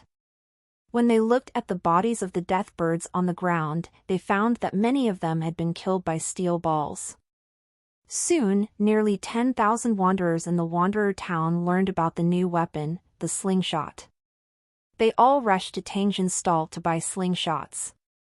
Even the manager of Wanderer Town came here and picked up a slingshot curiously. At the same time, he ordered 2,000 slingshots from Tangjin. Jin Tang was naturally very happy to receive a large order. He took the time to send a message back home, found the phone number of a slingshot seller on the internet, and ordered 10,000 ordinary cold-bending slingshot. This kind of ordinary slingshot was easy to process. Because Tangjin didn't have too many requirements for the materials, it could be made by using ordinary round steel and a simple workbench. After a little polishing, a slingshot was completed. The price of an ordinary slingshot was cheap. 10,000 of them cost less than 100,000 yuan. Immediately after, Tangjin ordered a large number of rubber bands and steel balls and asked for them to be shipped as soon as possible. After he was done with all this, Tangjin returned to the world of Luqing. The slingshot he brought with him had been sold out and many people came to ask if they had any stock. What Tangjin didn't know was that when he left, another wave of death birds attacked. However, as Wanderer Town had several hundred slingshots, the thousands of death birds were quickly annihilated. Out of Tangjin's expectations, the special agent from Black Rock City, who had stopped at Wanderer Town, had also come to him and wanted to order 5,000 slingshots and a large number of steel balls. What Tangjin did not know was that Black Rock City had already been surrounded by nearly 100,000 death birds. These monsters were like a huge dark cloud as they continuously flew around Black Rock City. In order to prevent the death birds from entering Black Rock City, all the doors and windows had been sealed. Even so, many residents were still injured. Anyone who was injured by these strange birds would die without a doubt. The ruler of Black Rock City had no choice but to throw these residents who had turned into zombies out to prevent the entire city from collapsing from the inside. The appearance of the slingshot made the special agent from Black Rock City see the hope of solving the death bird crisis. For this reason, he specially looked for Tangjin and asked him to provide the goods as soon as possible. The special agent of Black Rock City had even promised that if the crisis of Black Rock City could be resolved, Black Rock City would never forget his contributions and would even give him the qualifications of a reserve resident. Tangjin didn't care about the qualifications to become a resident of Black Rock City. However, he had no choice but to care about a business deal worth over 10,000 brain beads. The special agent from Black Rock City was very straightforward and paid him 10 level 3 brain pearls, which was equivalent to 1,000 level 1 brain pearls. Tangjin estimated the time and promised that he would deliver the goods in 3 days. Although the other party was a little dissatisfied after hearing this, there was nothing he could do. After all, the amount he ordered was too much. It was normal for Tangjin to delay the delivery of the goods by a few days. After sending off the special agent from Black Rock City, Tangjin finally had a moment of peace and quiet. The sold well of the slingshot this time had exceeded his expectations. After calculating the total sales, it had actually exceeded 15,000 brain pearls. These brain beads were equivalent to 150,000 gold coins in the application store. To Tangjin, this was not a small amount of income. However, this time, he was not in a hurry to absorb the brain pearl. Instead, he placed it in his storage space in case he needed it. Just as he was deep in thought, Murong Ziyan walked into the cave. She looked at Tangjin and smiled. Then, she asked in a concerned tone, "The matter has been resolved. You didn't get hurt after going out this time, did you?" "Don't worry, I'm fine." Tangjin smiled indifferently, indicating that he had no problem. Murong Xian nodded. She stepped forward and hugged Tangjin's arm. She leaned her head against his chest and said, "If you encounter such a thing again in the future, you have to be more careful. The last time you were injured, you scared me." Tangjin nodded his head and patted Murong Zimo's shoulder. "I know. I'll be more careful in the future. Go and make dinner. I'm a little hungry."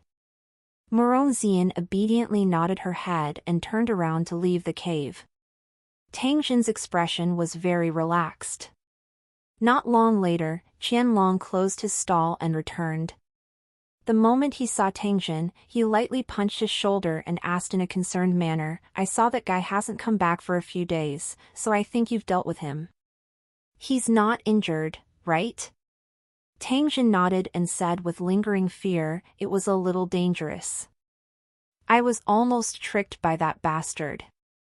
But fortunately, I killed him and his men won't be coming back." Thousand Dragon nodded. "Since you've killed the bearded man, the team behind him definitely won't let this matter go easily. We must be careful during this period of time. By the way, were there any other people around when you attacked? If there were, should we take a look?" At this point, the Thousand Dragon made a throat-cutting gesture. Tangjin shook his head and said, "Don't worry. No one should have seen it. Even if someone heard the sound, they shouldn't have seen my face. I should be fine." The conversation ended there, and the two of them began to talk about the Death Bird. Black Rock City. The countless death birds were like a huge black flood, circling the entire tower, looking for a gap to enter the tower. All the windows were sealed, and the archers fired arrows one after another through the narrow holes that were deliberately left behind. However, such an attack was not even worth mentioning against the massive flock of death birds. Moreover, there was a limited number of arrows in Black Rock City, and they had almost run out. La test novls on n velby/.co. The entire Black Rock City had fallen into a state of panic and confusion. Although the residents were still working, they seemed to be absent-minded. From the homes of the residents who had died, the sound of low sobs could be heard from time to time. Xiao Rui left home as usual, and his sister went to work. Because of the death birds, the place where she worked was temporarily changed into a bow and arrow workshop, and they produced arrows day and night. However, according to his sister, the arrow shaft, feather glue, and other materials had almost been used up. It was likely that in a day's time, the entire Black Rock City would not be able to produce another arrow. The birds of death seemed to be endless. Their chirps made it hard for people to sleep all night. Even Xiao Rui couldn't sleep well. From time to time, a few birds would hit the window, making a bang-bang sound. Yesterday, their teacher had informed them that they would be heading to the highest floor of the tower to take over the exhausted cultivators from Black Rock City and kill the death birds. There were more than 1,000 students in their school, and they were all under 18 years old in the entire Black Rock City. However, due to the consideration of cultivation, the students who participated in the defensive battle this time were all students with cultivation levels above level 2. After they arrived at the school and did roll call, everyone climbed up the stairs together and crossed the iron gate that they were usually forbidden to pass through. After climbing for a while, when they passed a floor, Xiao Rui vaguely heard the guy who often bullied him boasting to his companions that there was a treasure vault at the end of this floor. He had once heard from his grandfather that all the treasures in Black Rock City were hidden here. Xiao Rui's heart skipped a beat when he heard this. He secretly took note of this information. At the same time, a mysterious person who could make himself invisible suddenly appeared in his mind. It was this guy who gave him 1,000 brain beads and used them to buy a lot of supplementary materials. Now, his cultivation had touched the threshold of rank 3. I wonder how many brains I'll get from that guy for this important piece of information? Tangjin waited for 3 days. Sure enough, all the goods he ordered had arrived. He moved all the slingshot and steel balls into the cave and deliberately avoided Murong Ziyan. Murong Ziyan walked into the cave from the outside. After seeing the plastic bags that appeared out of thin air, she was only slightly surprised. Then, she looked deeply at Tangjin, but did not say anything. When Tangjin saw this, he knew that she had already guessed something. It was just that she did not ask. After counting the number of slingshots, Tangjin informed the management of Wanderer Town and the special commissioner of Black Rock City to collect the goods. The town staff quickly took the slingshot and paid the payment in one go. However, the special agent of Black Rock City made a request. He hoped that Tangjin could help to send these slingshot steel balls into Black Rock City. Of course, they would not use them for free. Instead, they would pay a certain amount of remuneration. Other than Tangjin, he had also hired a few dozen people and was prepared to act together. If Tangjin was alone, he was confident that he could pass through the Death Birds and enter Black Rock City. However, if dozens of people moved together, who knew if they could escape the Death Birds' encirclement? After all, he could not use his special ability in front of these wanderers. The special agent from Black Rock City told Tangjin that they had already researched a method and should be able to enter the city without any danger. Tangjin followed the special agent from Black Rock City to the town center and saw dozens of rectangular shell-like things. Check out LTSTVL on novl/bin.cm. The front, back, left, and right sides of the shell were covered by the monster's skin, which could effectively block the attacks of the Bird of Death. When the head and tail were connected, a passage could be formed, allowing people to pass through quickly. Tangjin studied it for a while and discovered that this tortoise shell-like object could indeed block the Deathbird's short-term attacks. However, if the attack lasted for too long, the Deathbird's sharp claws and beaks would definitely be able to damage this monster's skin. Tangjin agreed to the request of the clerk in Black Rock City. This time, he was playing the role of a technical guide. Although the slingshot was simple, it required certain skills and tricks to shoot accurately. The special agent had seen Tangjin guide the wanderers on how to aim. He was also a seller of the slingshot, so he naturally asked him to guide the residents of Black Rock City. The situation in Black Rock City was critical and urgent. The special agent of Black Rock City immediately arranged for everyone to distribute the supplies that they needed to bring. Then, everyone carried a turtle shell on their back and rushed to Black Rock City. From afar, they could see that Black Rock City was covered in a layer of black mist. When they walked closer, they saw that the sky was covered with death birds. The ground was filled with arrows and the corpses of the death birds covered the ground. A flock of death birds immediately pounced over when they saw Tangjin's group approaching. Everyone hurriedly put down their tortoise shells and moved forward while sticking close to the ground. The turtle shell was knocked around by the Bird of Death, but everyone held on tightly to the handle under the turtle shell, because once the Bird of Death broke through the turtle shell, it would be a dead end. The death birds were close to 100 meters away. The group walked for a full 10 minutes before they reached the gates of Black Rock City. When the special agent from Black Rock City approached the small door of Black Rock City, the metal door immediately opened, revealing a hole that only allowed a turtle shell to stick close to the ground to enter. The rest of the entrance was sealed off by the monster leather. The tortoise shells went in one by one. During this time, not a single Bird of Death went in. When the last tortoise shell went in, the metal door closed tightly with a bang. In the huge passageway of Black Rock City, everyone threw down their turtle shells with tired faces. The storm-like attack of the death bird had almost exhausted all their strength. Fortunately, no one was injured or killed, and they had all entered Black Rock City safely. A few dozen cultivators from Black Rock City surrounded them and brought them into a large room to watch over them. Wanderers were not allowed to enter Black Rock City. Although they were hired by Black Rock City, they were also forbidden from wandering around. The wanderers sighed in despair. They had thought that they would be able to see what the interior of Black Rock City looked like, but they did not expect that they would not be allowed to walk around at all. If it wasn't for the death birds outside, he would have been chased out of Black Rock City by now. Tang Jin was called out alone. He began to explain to Lu Qingju wave after wave how to use a slingshot. His mouth was dry. Among these people, he saw the young man named Xiao Rui. When Tang Jin was teaching him how to use a slingshot, the young man kept looking at him with a strange expression. Tang Jin guessed that his voice might have exposed him. However, he was not too concerned about it and merely continued to speak. When the youth left, he secretly made a hand gesture to Tang Jin. It meant good among the wanderers.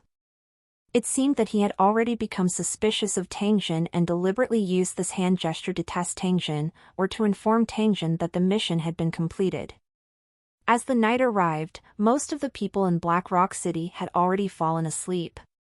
Tang Jin covered his nose as he sat in a pitch-black house. The smell in the house was extremely pungent and the sound of snoring could be heard. It was no wonder that the residents of the tower looked down on wanderers. The smell on their bodies alone was enough to make people stay away from them. After confirming that no one was paying attention to him, Tang Jin checked the map and confirmed the location of the Black Rock City cultivators who were in charge of guarding the wanderers. He then activated the quantum invisibility light screen. Using the map's teleportation function to enter the corner of the passage, Tang Jin entered the interior of the tower through a hidden small door. Tang Jin slowly walked forward. When he arrived at the place where Xiao Rui's house was located, he gently pulled on the door. The door was quickly opened. The young man with a guarded expression glanced at the invisible Tang Jin and dodged to make way for the passage. Tang Jin stepped into the room. "Where's the thing I want?" Tang Jin did not speak any nonsense and directly asked the young man. Little Rui was also very happy. He threw a roll of leather paper at Tang Jin. There were some secrets that everyone should know in their hearts. There was no need to say them out loud. Tang Jin opened the animal skin and took a look. It was a language that he did not recognize. He felt a little vexed in his heart. Only the heavens knew what these scribbles meant. However, Tang Jin quickly recalled that there was an application in the application store that seemed to be able to decipher words. Mysterious Word Cracker, able to decode all kinds of mysterious words and translate them into words that the user can understand. Download cost, 15,000 gold coins. There were enough brain beads in the space. After Tang Jin exchanged enough gold coins, he downloaded and installed it. After he activated the word cracker, the scribbled words automatically transformed into words and patterns that he could recognize. It was extremely easy for him to read them. As he looked, a trace of joy appeared on Tang Jin's face. He took out 1,000 brain beads from the space and threw them over. He said to the young man indifferently, "Here's 1,000 brain beads, consider it your reward. Keep working hard in the future." After the youth took the head, he briefly examined it and then opened the door without a word. Tang Jin did not find it strange. After he walked out of his room, he headed straight for the upper level of Black Rock City. Tang Jin avoided the cultivators of Black Rock City who passed by from time to time and came to the sealed iron door that isolated the upper management and the lower residential areas. This iron door was extremely sturdy.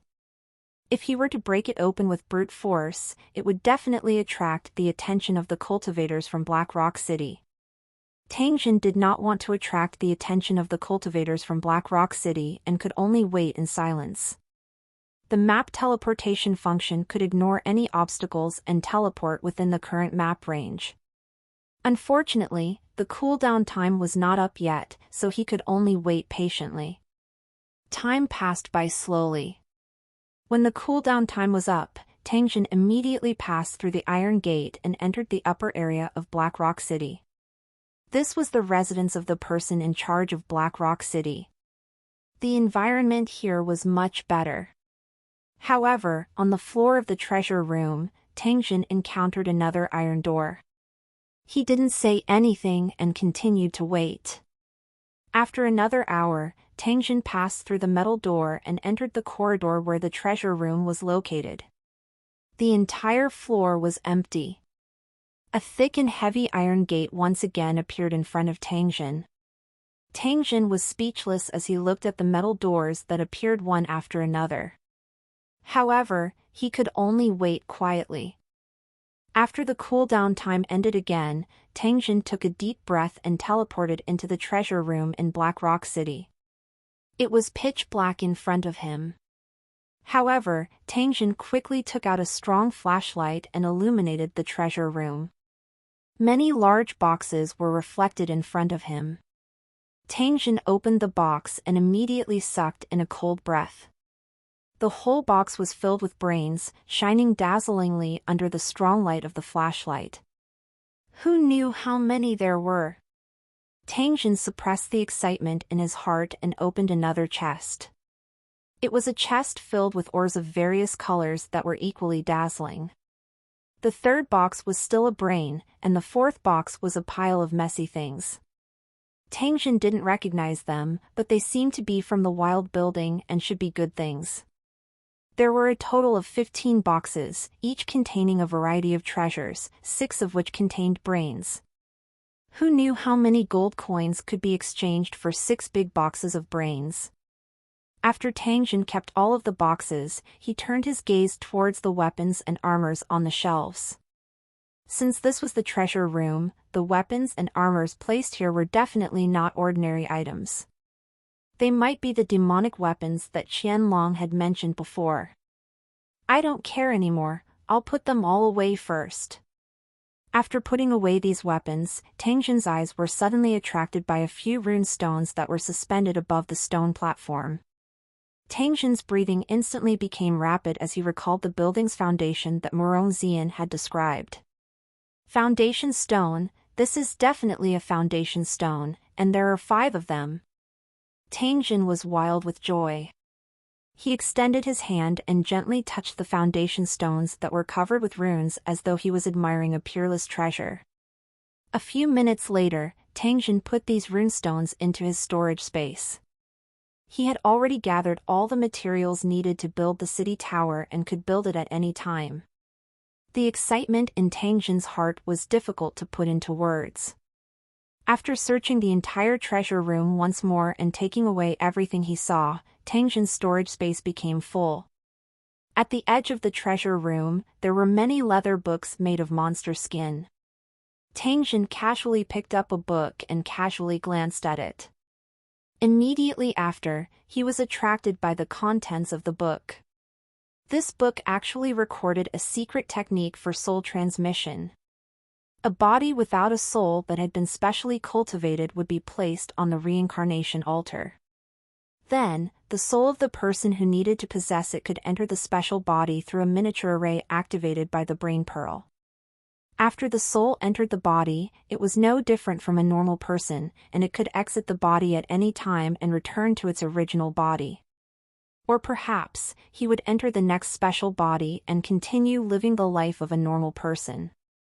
On the surface, it seemed that human beings could rely on this method to live forever, but the human soul also had times of exhaustion. Once the soul was exhausted, even if there was a way to turn around, it was still difficult to escape death. Only with an immortal soul and this secret technique could one covet longevity.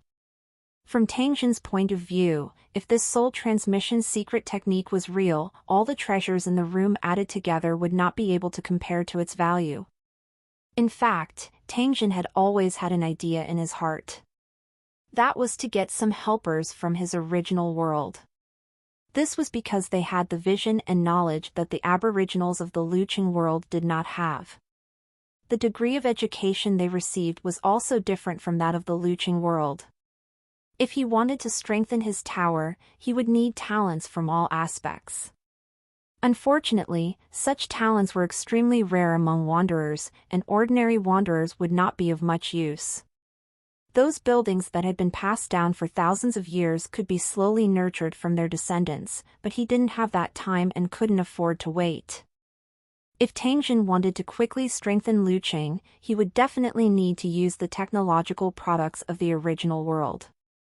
The natives of the Luqing world might not know anything about this, but the humans of the original world could be easily captured. Therefore, getting talented people from the original world to assist him was his best choice. Tang Jin had previously tried to see if living things could be brought over through teleportation, but the result was very disappointing. The chickens and ducks that he brought along had all lost their life aura, and it also destroyed his original idea. However, this soul transfer technique had given him hope once again. Even the problem that he had been worried about was how to solve if his subordinates from his original world rebelled. This secret technique also had a perfect solution. As long as he used a supplementary secret technique while cultivating a special body, he could ensure that the host would have a splitting headache if they harbored any malice toward him. If they wanted to hurt him, they would be immediately paralyzed and their soul would be driven out of the body. This kind of expelled person's soul would be imprinted with a mark and would no longer be able to carry out soul transfer and lodging. With this method, Tang Jin could rest easy and not be afraid that someone would have ill intentions towards him. Moreover, the body that could be cultivated with this secret technique was not limited to humans. It could also be of other races, even monsters. All of them could become qualified hosts after being cultivated. Tang Jin thought about it a lot. He only put away these scrolls and teleported out of the treasure room after the map teleportation function cooled down. After a busy night, it was already dawn when Tang Jin returned to the drifter's house. Tang Jin felt a little tired, so he closed his eyes to rest. When the sun rose, the citizens of Black Rock City also woke up early. After quietly eating their breakfast, they would make a small hole in their windows to spy on the flock of death birds outside. The slingshots had been distributed to every household. They were only waiting for the order to start moving. This was related to the rise and fall of their home and their own life and death, so every family was very active. Boom! The bronze bell on the roof of Black Rock City let out a clear and melodious sound. At the same time the bell rang, countless steel balls shot out from the windows and whistled towards the death birds that were still flying around Black Rock City. Pai Li Pa La! It was as if countless hands were smacking the ground at the same time. The death birds' corpses fell to the ground like dumplings in a pot. The gray square was immediately filled with black death bird corpses. The citizens of Black Rock City did not see the scene. They were only numbly attacking the flock of death birds. Only when the rubber bands were broken and the steel balls were used up would someone take over. As time passed, some people soon found that the flock of birds that had originally covered the sky had become sparse. After their steel balls were used up, the deafening chirping of the strange birds had disappeared without a trace. Read the latest stories novilbin.com. Some of the more courageous citizens of Black Rock City carefully opened the window and tried to see what was going on outside. However, they were stunned by the scene outside the tower. The ground inside and outside of Black Rock City was covered with the bodies of countless death birds. There were also death birds that were not dead but had lost their ability to fly and were running around. The terrifying birds that had been flying freely in the sky had now fallen into a miserable state. When the cultivators of Black Rock City swarmed out and vented their anger on the death birds, Tang Jin and a group of wanderers were directly thrown out of Black Rock City after they received their reward. When he saw the indifference and disgust in the eyes of the cultivators from Black Rock City, he seemed to have completely forgotten that it was these wanderers who had endured the threat of death and delivered the items that had resolved the crisis of Black Rock City into the city. Now that the crisis had been resolved, these heroes had their noses covered by the cultivators of Black Rock City. They were being chased out while cursing and swearing. They did not even say a word of thanks. The Black Rock City clerk who had previously invited Tangjin here did not even show his face. Naturally, he had selectively forgotten the promise he had made. Fortunately, the payment for the slingshot had been paid. Otherwise, Tangjin would definitely attract the Corpse Monster army to besiege the city. With the aura of the Corpse King's killing order on his body, it was easy to do this. After thinking up to this point, Tangjin secretly pouted. He didn't expect that after being plotted against by the Spirit Brain Corpse King, this unlucky taunting ability would still have such a use. Sure enough, as long as you look at things from a different perspective, bad things can also become good things. When he saw the ugly faces of the cultivators from Black Rock City, Tangjin, who originally felt a little guilty for emptying their treasure house, immediately felt at ease. Damn it, who asked you to look down on me? Just wait, there will be a day when you will cry. From Tangjin's point of view, if it wasn't for the countless wanderers in the wilderness supporting them, Black Rock City would be nothing. A group of aboriginals from another world who think that they are superior to others in seclusion could just wait for a visitor from another world who is of a higher level than you to crush and despise you. On the way to the Wanderer town, Tangjin chatted with these wanderers for a while. When he learned that they were from different exploration teams, he extinguished the plan of pulling them into his group. After returning to the Wanderer town, Tangjin pulled Qianlong, who was looking at a stall in the market, back to the cave and asked him about the specific situation of the valley that was suitable for building a city. When Qianlong saw Tangjin suddenly asking about this matter, he said that he could go to the valley at any time. He then asked Tangjin if there was any progress with the construction of the city. Tangjin patted Qianlong's shoulder when he heard this. He gave a mysterious smile but did not say anything. A trace of joy surfaced on Qianlong's face. According to his understanding of Tangjin, it was likely that there was really a chance. Otherwise, Tangjin would not have such a reaction. When he thought of this, Qianlong immediately appeared to be a little impatient. He continuously walked around the cave and would occasionally ask Tangjin when he would head to the valley. Tangjin didn't expect Qianlong to be even more anxious than him. However, when he thought about the Wanderer's desire for the tower, he understood Qianlong's current feelings. Now that he had his foundation stone and Lord Tier brain, as well as the number of brain beads he had sacrificed to build the tower, there was no point in him staying in Wanderer Town. Moreover, the harassment range of the undead race had been increasing recently. In addition, more and more zombies infected by the Death Bird had joined in. Black Rock City had fallen into a state of defense, and they had even begun to ignore the wanderers in the wilderness. Before the reinforcements from the other cities arrived, it was very likely that Black Rock City would adopt a turtle-dove attitude. Without the leader and main fighting force to fight against the undead race, the situation of the wanderers was very worrying. He believed that with the Spirit Brain Corpse King's means, it definitely didn't just have the undead race's soldiers and death birds.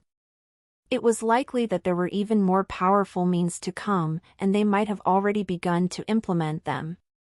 A wise man would not stand under a dangerous wall. It was better for him to escape as soon as possible. Moreover, he had emptied the treasure vault of Black Rock City. When the people in Black Rock City were looking for the thief in a flustered manner, they would inevitably suspect the wanderers who had entered Black Rock City. Therefore, Tangjin had gathered everyone together and decided to immediately head to the valley that Qianlong had mentioned. There were still quite a number of resources left in the cave. It was impossible for Tangjin to leave them here to benefit others. After thinking for a moment, he still decided to display his special ability in front of Qianlong and the others. When they saw Tangjin disappear in an instant, Qianlong and the rest were dumbstruck. They were unable to guess how a living person could disappear into thin air. Tangjin only teleported back to his own home and cleared out a space in the stuff storage space so that he could store the supplies in the cave. He didn't dare to rashly use the brains he had obtained this time to upgrade his storage space, because when he was building the tower, he would still need a large number of brains to sacrifice. After returning to the cave, Tang Jin looked at the shocked expressions of Qianlong, Murong Ziyan, and the rest. He only smiled but didn't explain. He kept the resources in the cave and teleported back home. After throwing these things into the warehouse, Tang Jin hurriedly put away the boxes that he had previously released. Compared to the resources that could be bought with money, Tang Jin cared more about these boxes that contained treasures. This time, when he returned to the cave, Qianlong and Murong Ziyan's gazes towards him were filled with an indescribable emotion.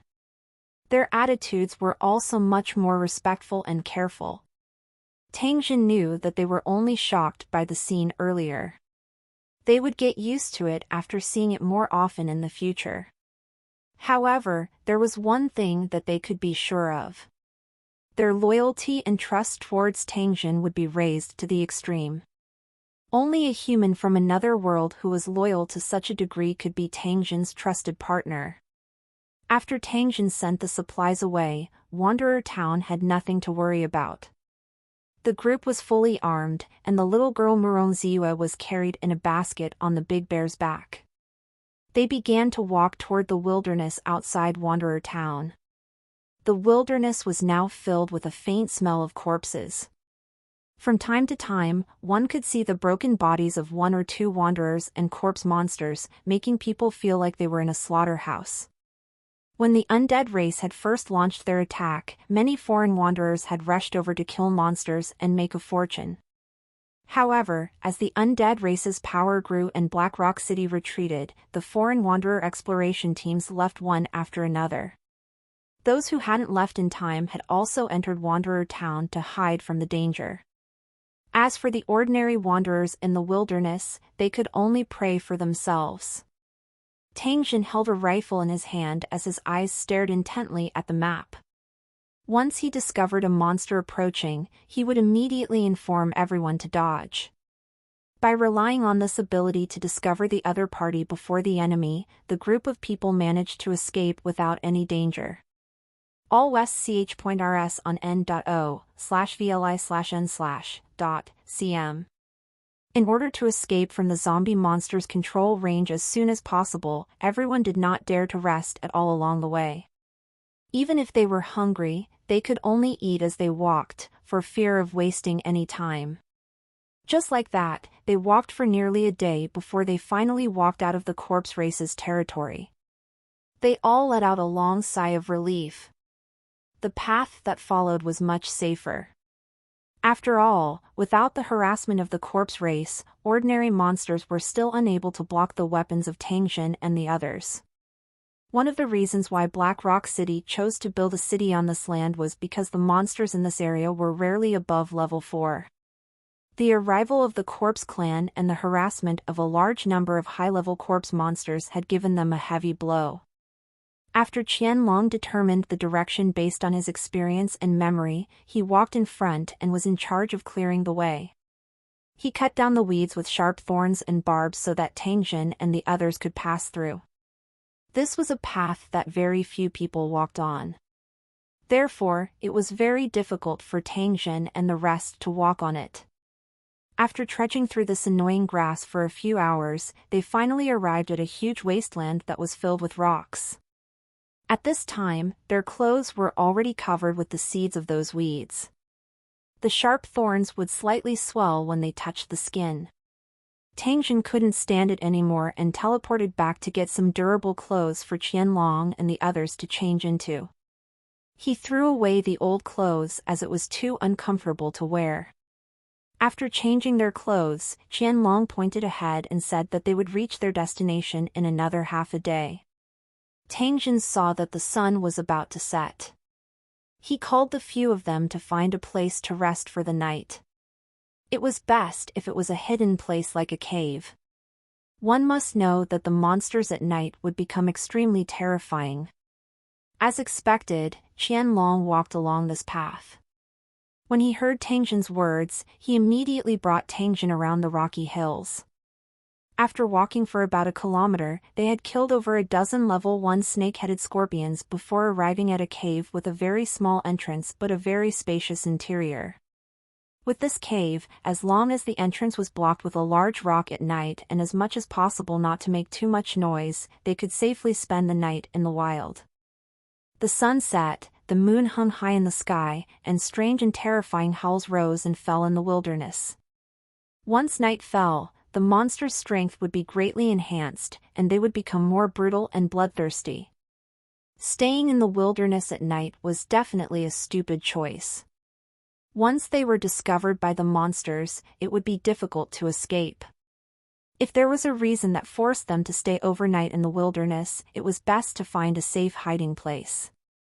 Only then would there be a guarantee of safety. This cave was the best choice. After the stone blocked the entrance, it was immediately isolated from the outside world. In the middle of the night, Tangjin suddenly heard the sound of heavy footsteps coming from outside the cave. With the help of the map, he could see the scene outside without leaving the cave. A 10-meter-tall giant monster walked through the rocky hills. It had a human body, but the surface of its body was covered in spots like that of a rhinoceros. It held a big stick made of giant bones in its hand, and a cold light flashed in its huge eye. Tangjin didn't dare to probe the monster's information as he was afraid that it would be alerted. However, the terrifying aura around its body made Tangjin tremble as if he was facing a corpse monster lord. Or rather, this was a lord-tier monster that had reached level 6. Tangjin shook his head in his heart. Ever since the corpse race descended, more and more high-level monsters would frequently appear in the vicinity of this area.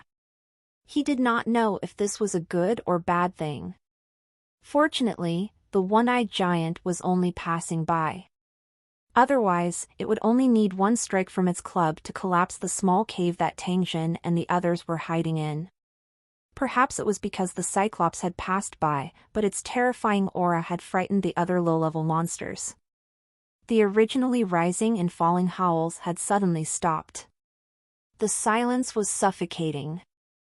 Even Tangjin was afraid that the monster would hear him if he breathed too heavily. The night passed peacefully. After everyone had breakfast, they continued on their way. As time passed, the rocky hills gradually disappeared and were replaced by a vast plain with sparse weeds. A giant plant that looked like a cactus but was several times more ferocious was sparsely standing on the plain.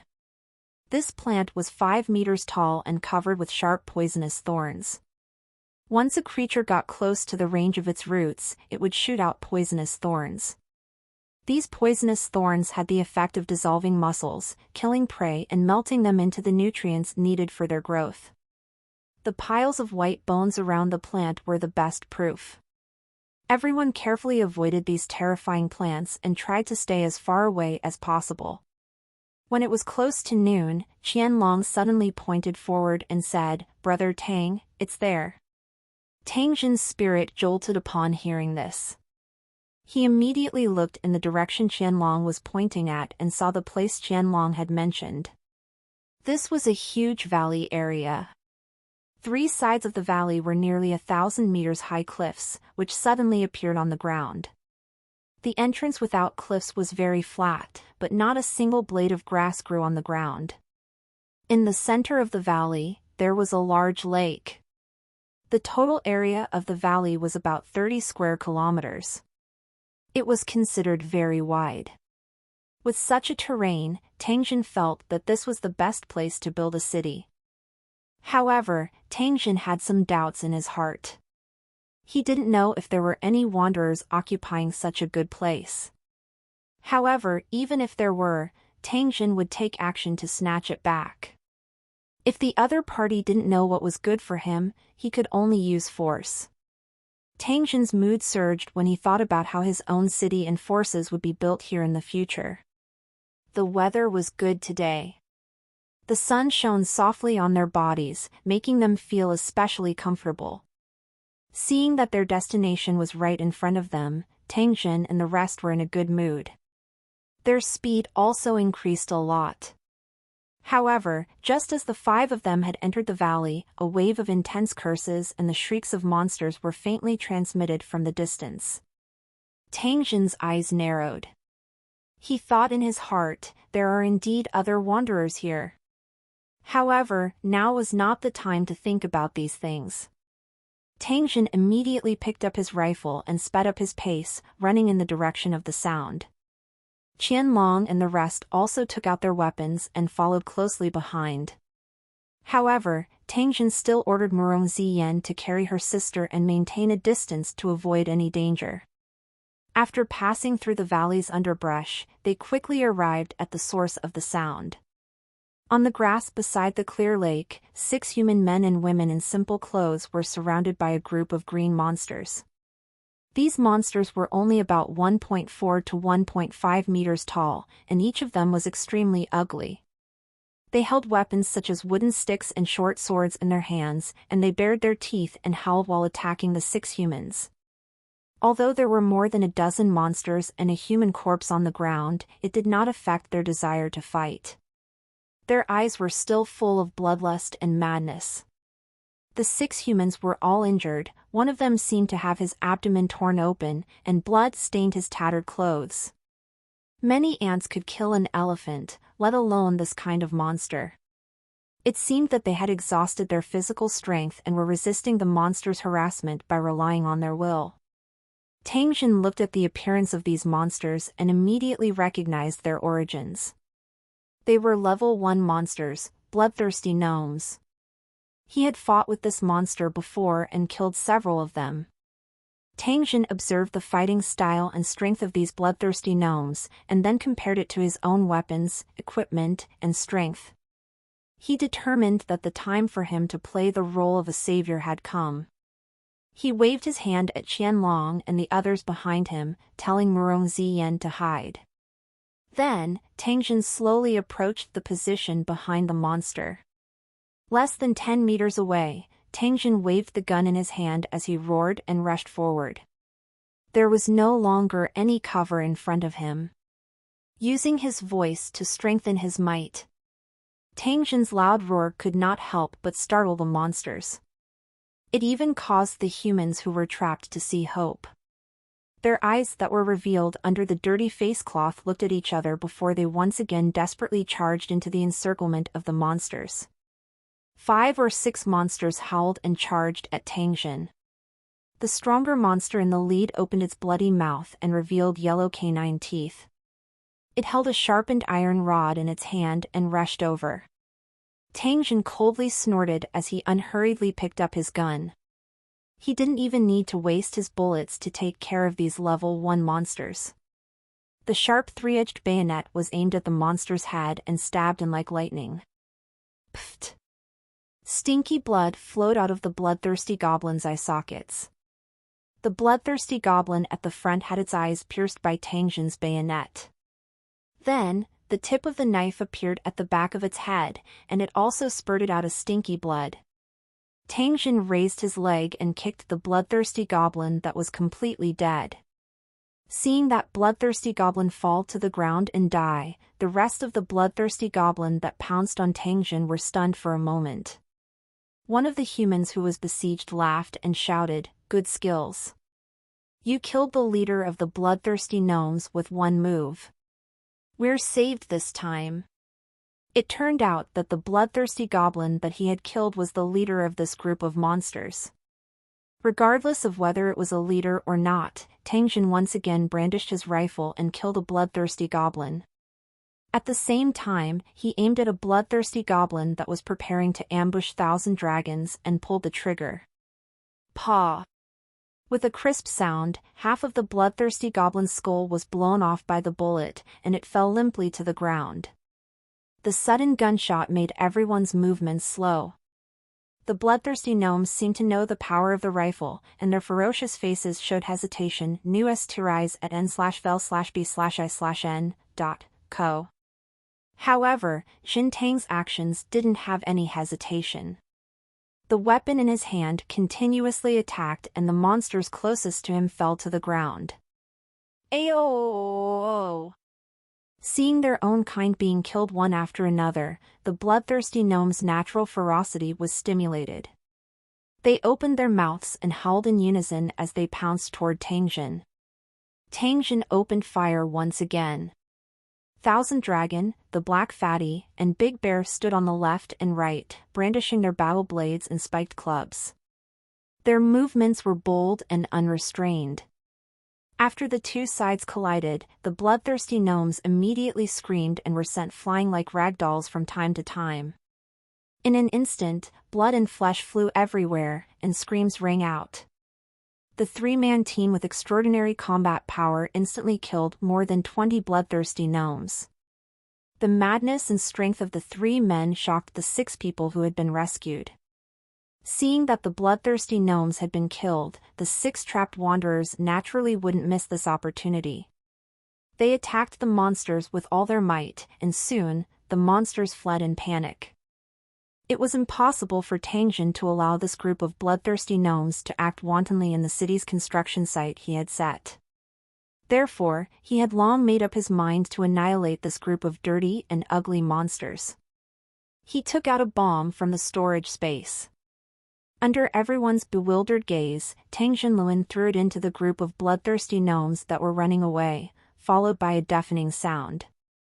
The shockwaves from the explosion sent the bloodthirsty gnomes' flesh and blood flying.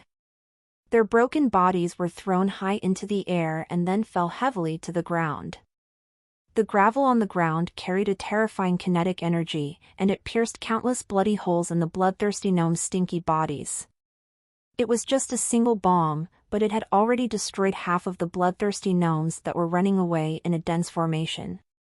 This kind of terrifying destructive power simply caused the eyes of the people behind Tangjin to pop out. Bombs were high-end weapons. Even if ordinary wanderers had heard of them, they would rarely come into contact with them. Therefore, the terrifying power of this bomb had completely shocked them. "What's this Kasaya?" One of the 6 wanderers covered his wound with his hand and asked his companion in a trembling voice. However, he discovered that no one was paying attention to him. Instead, they were all staring blankly at the huge pit on the ground and the broken limbs on the ground. Although the 1,000 dragons were also shocked, they quickly recovered and led the bear, which was about to open up its skull and eat its brain, to continue hunting down the remaining bloodthirsty gnomes. The 6 wanderers dragged their wounded bodies and dealt the final blow to the bloodthirsty gnomes who were still alive. They killed them to vent their anger. Tangjin's group of 3 chased after them. They killed until all the bloodthirsty gnomes fell to the ground and the grass by the lake was covered with corpses before they stopped. Damn it, this is really straightforward. The feeling of killing was very intoxicating. Tangjin's eyes had also turned red from the killing earlier. Now that he had recovered, he looked at the intestines and broken limbs on the ground and actually felt like vomiting. She tried her best to calm her emotions and stop this disgusting and uncomfortable feeling. Tangjin walked toward the 6 wanderers after he cleaned up the blood and meat residue on his weapon and tidied his clothes. The crisis was completely resolved. The 6 injured men and women looked at Tangjin. Their eyes were filled with respect and gratitude. After all, Tangjin and the others had just saved them at the most critical moment. Moreover, their weapons and equipment were excellent, and the combat power they displayed was also quite impressive. At the same time, they also had terrifying weapons that could make loud sounds. The 6 of them were inferior in every aspect. The 1,000 dragons that followed closely behind Tangjin and the black fatty big bear that could blow off a bloodthirsty goblin's head with a single punch also caused them to not dare to underestimate them. Visit novilbin.c/m for the L-test updates. Who are you? Why are you surrounded by these monsters? Tangjin asked with an expressionless face. His taut face made him look very powerful. We're an exploration team from a wanderer camp nearby. When we came here to get water, we encountered these wandering bloodthirsty gnomes. If you and your friends didn't help us in time, we might have become food for these bloodthirsty gnomes. The leader was a golden-haired man in his 40s. He had the back of a tiger and the waist of a bear. He looked at Tangjin and replied with a deep voice. Tangjin discovered that this man's appearance seemed to be that of a mixed blood race. This phenomenon also existed among the other people. However, this wasn't something to be surprised about. After all, it was very common for wanderers of different races to marry and have children. Tangjin nodded when he heard this. These people were very respectful to him. This meant that he had already gained the upper hand in terms of aura. This would be very beneficial to their actions later on. Apply this medicinal powder on your wounds, and then take me to the campsite you're staying in, Tangjin said indifferently. He then threw a medicine bottle at the 6 of them and squatted down to study the corpses of the bloodthirsty gnomes. The 6 of them hesitated for a moment after hearing Tangjin's request. After exchanging a few glances, they could only helplessly shake their heads. These bloodthirsty gnomes still looked ferocious after death. Tangjin took a few glances and picked out a small animal skin bag from their waists. Casually opening his pocket, Tangjin unexpectedly found a few gold coins and a gold ring. Good stuff, this was what he wanted. When they saw Tangjin, Qianlong, and the others rummaging through the corpses to remove the brains, the 6 men and women looked at each other and came forward to help. However, they were even more thorough in their search. They collected everything on the goblin's body, not even letting go of any weapons. Tangjin was rummaging through the corpse of the Goblin King when he heard a timid voice, "Sir, these are all the spoils of war." Tangjin raised his head and saw the tall silver-haired girl among the 6 people standing to the side. She was holding a bag that contained dozens of gold and silver jewelry and brains. She was looking at him with eyes filled with worship. Her tattered clothes could not hide her bony figure, and the white skin exposed through the holes was dazzling. Her silver hair and her Asian-like face looked extraordinarily charming. "Thank you. This is exactly what I need." Tangjin unceremoniously received the jewelry and the head bead. He smiled and nodded to the girl. Seeing Tangjin keeping the brain bead, the girl hesitated for a moment before she probed, then, "Mr. Wanwan, do you still want these broken things?" "I mean, apart from the brain, Wanwan. If you don't want them, can you give them to us?" After the girl finished speaking, she looked at Tangjin with an expression that said, "I will be very grateful to you," causing him to involuntarily smile. He thought to himself, "Why do I need these scrap metals?" He appeared to be very generous as he waved his hand and said, "Other than the things in my hands, everything else is yours." "Haha, that's great!" The 6 of them laughed and collected all the items. This was a large group of bloodthirsty gnomes, and they had a lot of spoils of war. Among them, there were dozens of weapons. Although they were in bad shape, they didn't have to spend their brains to buy them. For the poor wanderers, buying weapons was an absolutely extravagant expense, and few people could afford it. The wanderers collected the trash in Tangjin's eyes. Then, each of them carried a large bag and enthusiastically led the way in front, leading Tangjin to their residence. The wanderers had nothing, so they weren't afraid that Tangjin and the others, who were well-equipped, would try to harm them. Everyone was at ease. Qianlong, who was behind Tangjin, muttered as he walked. He felt that it was a pity to give away his spoils of war. Although his standards had become higher and higher ever since he followed Tangjin, Qianlong similarly did not take a fancy to these things that Tangjin saw as trash. However, being meticulous was only a habit he had developed after wandering the wilderness for many years. If he were to give these spoils of war to Qianlong, he would definitely not accept them. The things on the bloodthirsty goblin's body were really too smelly. Even Tangjin only accepted the gold and silver jewelry and brain beads that could be sold for money. He wouldn't want the other things even if he was beaten to death. As they were walking, the 6 wanderers would secretly size up Tangjin from time to time.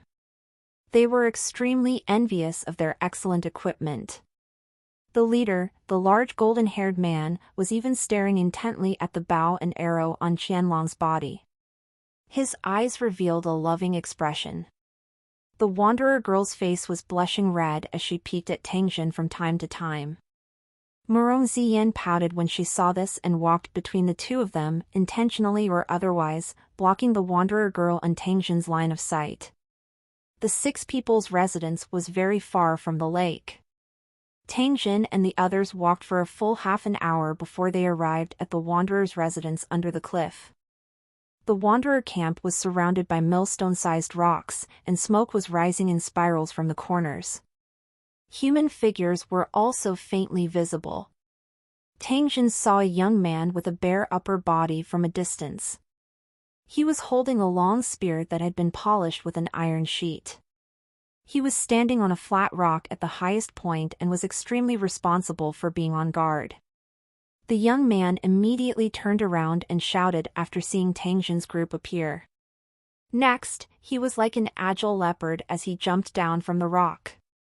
His thin and small figure shuttled through the rocks like the wind as he headed straight for Tang Jin's group. After hearing the young man's warning, the campsite fell into chaos.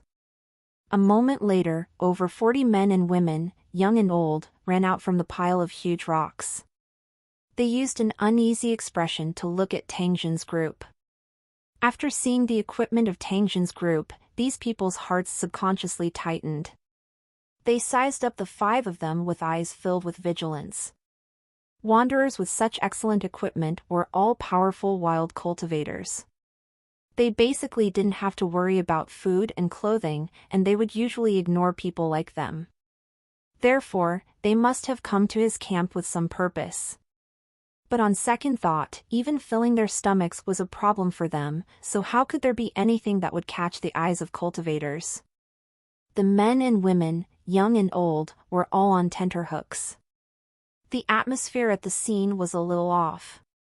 Seeing this, the silver-haired girl among the 6 people hurriedly explained to the crowd. The men and women, young and old, looked at each other and cheered loudly.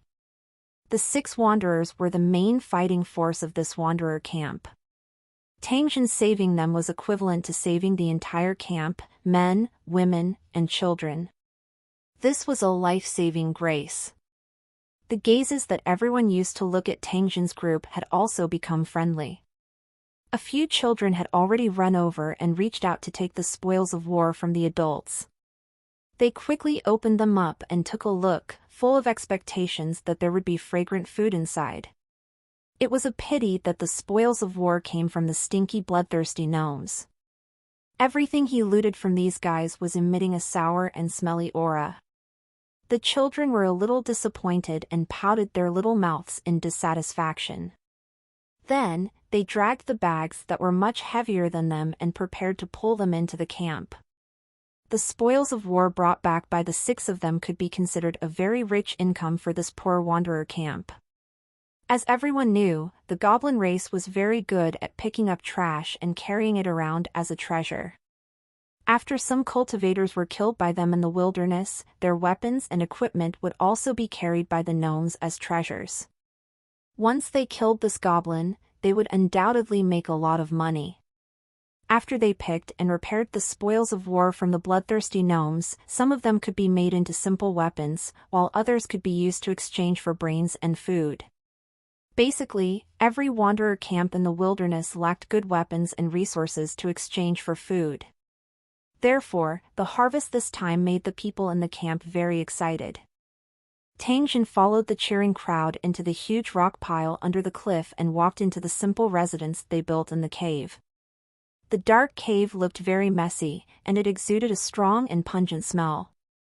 Tang Jin took a closer look and discovered that there were a few wanderers lying in the corner of the cave. They were obviously sick or injured, and moans would be heard from time to time.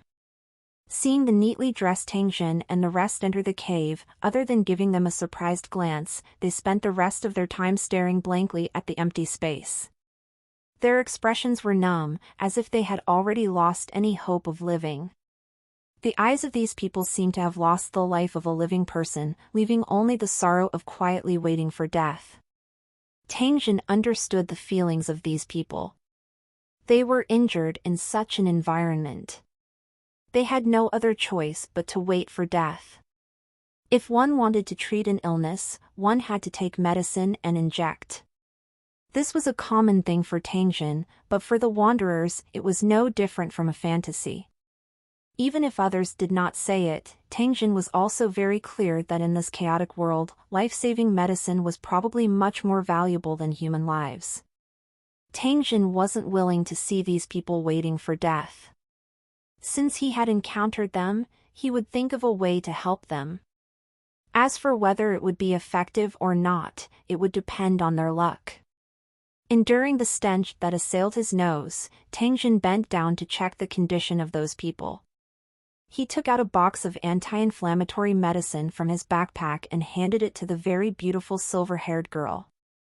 When the girl took the anti-inflammatory medicine from Tangjin, she seemed to be at a loss. She didn't know what the small box was for. Tangjin saw her blank expression and told her that this medicine might be able to treat these people's injuries. At the same time, he told the girl how to take it. He never thought that after knowing the effects of the pill, the girl would actually be so grateful that her eyes were filled with tears. She bowed deeply to Tangjin.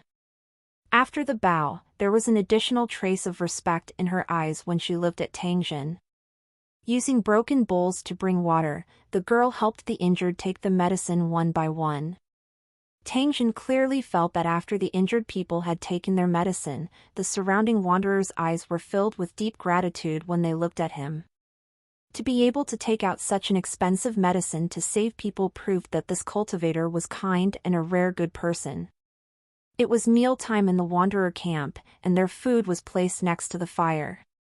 Tangjin walked over to take a look and found that the wanderers' food was extremely simple. It was just some grass seeds and black paste-like things. Tangjin even saw a piece of dried tree bark and a handful of purple grass roots. Tangjin definitely couldn't swallow such food. After sighing, he got Qianlong to take out a bag of biscuits and a can of steamed pork in front of everyone. He opened it and threw it into the boiling clay pot. Everyone looked at this scene in silence, their eyes filled with curiosity and anticipation. Not long after the food was placed in the pot, a fragrant aroma wafted through the air. The smell was so delicious that everyone greedily sucked in the aroma of the food floating in the air with intoxicated expressions. A thin and weak little boy who was holding a toy widened his eyes. He looked at the remaining biscuits in Tangjin's hand in a daze. Saliva unknowingly flowed out and dripped onto his dirty chest. Tangjin could not help but smile when he saw the big-headed boy's dazed expression. He waved his hand at the little boy, who was cramping, and handed over the remaining biscuits. It was obvious that the little boy was malnourished and had a strong desire for food, but he was timid by nature and did not dare to approach. Tangjin walked over when he saw this. He smiled and stuffed the biscuit into the little boy's hand. However, his eyes suddenly widened when he inadvertently saw the toy in the little boy's hand. Money, a lot of money. A thick stack of US dollar bills was folded into a few things by the little boy. He didn't know what these randomly thrown away and colorful bills meant to Tangjin. Discover NW Chapter SNN0EL by.com. Of course, the little boy was not to be blamed. After all, in this era, these printed things from the wild buildings had long become as useless as waste paper. These biscuits are for you, and those things are for me. Tangjin calmly took out another packet of biscuits and said. The little boy immediately snatched the biscuits from Tangjin's hand when he heard this and tightly hugged it in his arms. As for those good-looking pieces of paper, he stuffed them all into Tangjin's hands. Tangjin chuckled as he placed the money into his backpack. He roughly estimated the amount and thought in his heart that this bag of biscuits was really too valuable. After seeing the transaction between Tangjin and the boy, the silver-haired girl walked in front of Tangjin and softly asked, "Sir, do you still want that kind of colorful paper?" "That's right. Do you still have this kind of paper in your hands?" Tangjin immediately became alert and hurriedly asked. These banknotes were definitely an unexpected harvest for Tangjin. If he could get more, it would be a big surprise. Therefore, Tangjin asked the silver-haired girl, "Do you have more of these? If you do, you can use them all to exchange for food." Seeing that Tangjin was really interested in this scrap of paper, the silver-haired girl excitedly waved her hand and inquired once again, "I have a lot of this paper, and the ones Wei gave you were from me. If I give you all of them, can you give them to me?" The silver-haired girl carefully pointed behind Tangjin, her eyes filled with desire. Tangjin turned his head and saw that it was a cold steel samurai sword that he bought online. This knife was worth thousands of yuan. In the past, Tangjin would not have bought it. However, after selling the jade for 20 million yuan, he casually bought one and never touched it. In any case, it was a fine weapon. The silver-haired girl seemed to know the value of a fine weapon, which couldn't be exchanged for a pile of scrap paper. In her opinion, this should be a very unreasonable request. She hoped that this cultivator wouldn't be angry, because she really wanted that katana. If Tangjin knew what she was thinking, he would definitely sneer. This cold steel samurai sword was indeed expensive, but the scrap paper you were talking about could be bought for a large pile. The expression of the large golden-haired man beside her changed when he heard this. He scolded the girl in a deep voice. In his opinion, this request was really too absurd. However, Tangjin indicated for him to not speak. Instead, he turned his head and looked at the silver-haired girl. "What do you want it for? Isn't food better?" The silver-haired girl hesitated for a moment. After looking at the blonde man, she said softly, "I want to give it to my father. With it, when we encounter a large group of monsters again, my father and the others will be much safer." Tangjin was deep in thought.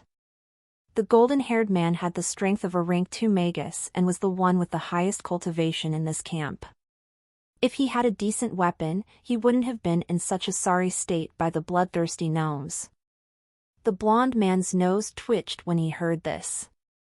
The strong man almost cried, but he suppressed the moisture in his eyes. He looked at the girl with eyes full of comfort and love. "I still don't know Li's name. Can you tell me?" Tangjin nodded and asked with a smile. "I'm Lisa, Mr. Cultivator." "All right, Lisa, I agree. Now, go and bring your things here, the more the better," Tangjin said with a smile. However, his eyes flickered with a golden luster. Lisa was overjoyed and ran out impatiently. Not long after, she ran back. She was seen carrying a large leather suitcase that looked very tattered as she walked in front of Tangjin. Lisa directly opened the tattered leather suitcase. Tangjin saw that there were stacks of banknotes in the box. The banknotes near the edge of the box were seriously damaged, but most of them were intact in the middle. Tangjin stared at the box of banknotes, but his face was expressionless. When Lisa saw this, her heart became uneasy. She didn't know if Tangjin was satisfied with these pieces of paper.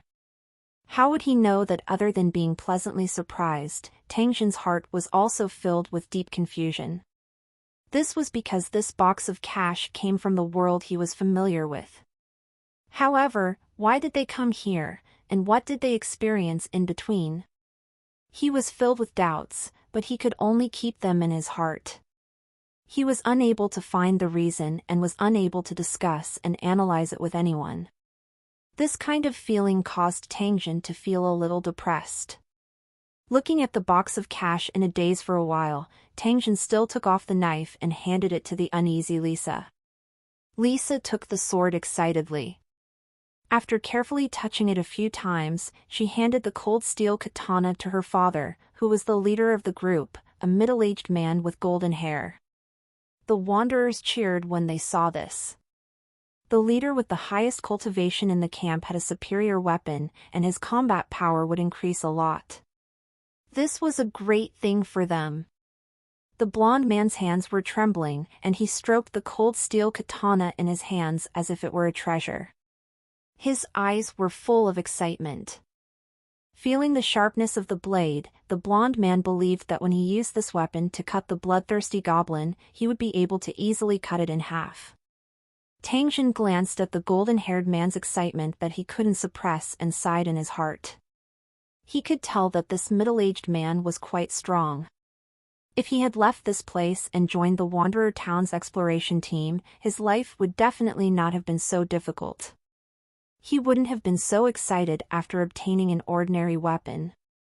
Perhaps he couldn't bear to abandon the men and women of this camp, so he chose to stay here. However, the weapon that the large golden-haired man thought was quite good was not in Tang Jin's eyes. Not to mention that he could obtain cold weapons made of special steel from his original world. Even the weapons that he suspected to be demonic weapons in his storage space were far sharper and tougher than the mass-produced ones. After looking at the golden-haired man whose excitement had slightly decreased, Tang Jin asked Lisa, "Where did you get this paper? Do you have any more?" "There is, but it's very risky to get it. What else do you want to exchange for it?" Before Lisa could speak, the large golden-haired man took the initiative to continue the conversation. He could tell that these pieces of paper were useful to Tang Jin and wanted to try to see if they could give the camp some benefits. As the leader of the entire Wanderer camp, it was understandable for him to think this way. In his opinion, Tang Jin was a rich man. Even if there were a little bit of benefits from him, it would be enough to feed those hungry children. As for the favor of saving his life, he would definitely repay it, but it was a different thing from seeking benefits for the old and young in the camp. Tang Jin glanced at the large golden-haired man. He used his eyes to signal Qianlong, who had an ugly expression, not to act rashly. He then looked at the large golden-haired man and laughed. He said in a clear voice, "Let's make a deal. If you can get me 2 more piles of this paper, I'll give you 10 more weapons that are as sharp as this." "How about it?" The golden-haired man was ecstatic. 10 of the same weapons couldn't be bought without a large number of brain beads. He had made a big profit this time. This time, the golden-haired man did not hesitate. He extended his hand and laughed at Tang Jin. "Let's do it this way. I won't let you suffer any losses. If there's any extra, you can have it. You just need to give me 10 weapons. It's a deal." Tang Jin smiled and extended his hand. He exchanged a punch with the large man. It could be considered that they had made an agreement and he had to abide by it. "I'm Tang Jin, happy working with you. My name is Tai Seng, the leader of this camp." The two sides reached an agreement and expressed their titles. They were both very satisfied. Tang Jin didn't know what Tyson was thinking. He was thinking about how much money he could get from this deal. It was obvious that the money came from the wild buildings, but it was hard to say how much more he could find. Discover NW Chapter SNN0EL by.com. However, Tang Jin had to give it a try. This was because this was one of the methods he could use to quickly accumulate capital. The 20 million that he had obtained last time seemed like a lot, but once the tower was built, if he wanted to strengthen it in a short period of time and reach the level that others would need to spend thousands of years to achieve, he would need a huge amount of capital investment. He would definitely have to spend money like water. Therefore, Tang Jin was in great need of money. Tang Jin and Qianlong's group were sitting together and chatting, while Tai Seng, Li Sha, and the others were sitting on the other side, excitedly discussing how to find the scrap paper that Tang Jin was looking for. The temptation of the 10 weapons was so great, and the way to obtain them was so simple. This made the Wanderers feel that if they couldn't even do this deal that was almost free, they wouldn't be able to live, because they would definitely blame themselves for the rest of their lives. In other words, Tang Jin was stupid but rich. He took the initiative to give him a weapon. However, in order to take care of their non-existent self-esteem, he only mentioned a small condition of exchange. The most up-to-date NVELs are published on n0velg.co/m. No matter what Tang Jin wanted this piece of scrap paper for, the Wanderers felt that they had made a big profit. 10 weapons, not 10 grass sticks, but brains that were worth a lot. At this time, everyone in the camp who could talk had gathered together to discuss. Some people said that they had seen a lot of these paper pieces when they were picking up the grass seeds last time, but they didn't take it seriously at all. Now that they thought about it, they were very regretful. Some said that when they were clearing out the spoils of war from the bloodthirsty gnomes, they also found 2 such pieces of paper. Where did they get these pieces of paper from? The teenager who was in charge of keeping watch stood beside Lisa. When he heard the Wanderers ramble and discussion for a long time but were unable to determine where to find the paper that Tang Jin needed, he couldn't help but roll his eyes and mutter, "You can go to the bloodthirsty gnome's lair and take a look. You should know that those guys will pick up everything and won't throw anything away. Who knows, there might be a lot of those colorful pieces of paper." The young man's mocking words stunned the people who were discussing fervently. Then, they looked at the young man with bright eyes and suddenly realized, yes, that's the place. There should be a lot there. From what I know, Lisa also picked up this leather case near the nest. Right, maybe these pieces of paper came from the abandoned building occupied by the bloodthirsty gnomes. The Wanderers' faces were filled with joy. They felt that they had found the source of the paper, and the 10 weapons were now within their reach. But soon, some people began to shake their heads and sigh, dejectedly saying that the lair of the bloodthirsty gnomes was too dangerous. There were so many bloodthirsty gnomes inside that they couldn't get close to it at all. They couldn't even sneak in. It would be better to take a safe approach. For example, all the members would be dispatched to search the periphery of the bloodthirsty gnome's nest. Some Wanderers remembered that they often saw these kinds of paper in the grass, but they didn't know if they could gather enough for the 2 piles that Tang Jin wanted. A thoughtful expression appeared on Tai Seng's face. After frowning and thinking for a while, he stood up and walked towards Tang Jin. Walking in front of Jin Tang, Tyson sat down cross-legged and said to Jin Tang, who was fiddling with the rifle, "Mr. Tang, I think that the most likely place to find a large number of papers is the abandoned building occupied by the bloodthirsty gnomes. However, there are a lot of bloodthirsty gnomes there, no less than 200 of them. We can't get close with our current manpower and weapons." Tang Jin seriously listened. He nodded and asked, "So, what do you want to do?" Tai Seng's face was filled with embarrassment as he said, "My request might be a little presumptuous, but I still hope that you can provide us with weapons first and use your flintlock to support us at the critical moment. This way, the chances of capturing the bloodthirsty goblin's nest will increase a lot." After Tang Jin heard this, he laughed and looked at Tai Seng as he asked, "What if you don't find what I want after you occupy the goblin's lair and kill all the bloodthirsty goblin that threatens your life? Then you'll have an advantage, and I'll suffer a loss." Tyson's face turned red. After all, Jin Tang was telling the truth. It was still unknown whether there was a large amount of money in the bloodthirsty goblin's nest, but it would be good for him to take this opportunity to get rid of the only monster group in the valley. Tang Jin laughed out loud when he saw how Tai Seng was at a loss and wanted to stand up and leave. He indicated for him to calm down. Tang Jin didn't really want to make things difficult for Tai Seng because in reality, he was the one who was taking advantage of him. No matter if it was the money or the gnomes, he would be the one to benefit in the end, because this was the location he had chosen to build the city. So after teasing Tyson, he nodded and said, "I can give you the weapons first, and at the same time, you can provide support during the battle. But I hope that no matter what the results of the search are, you and your camp people will be hired by me for a period of time. The reward is 1 gene of food per person a day. Can you agree?" "What?" Hearing this, Tai Sing was first pleasantly surprised, but then he felt puzzled.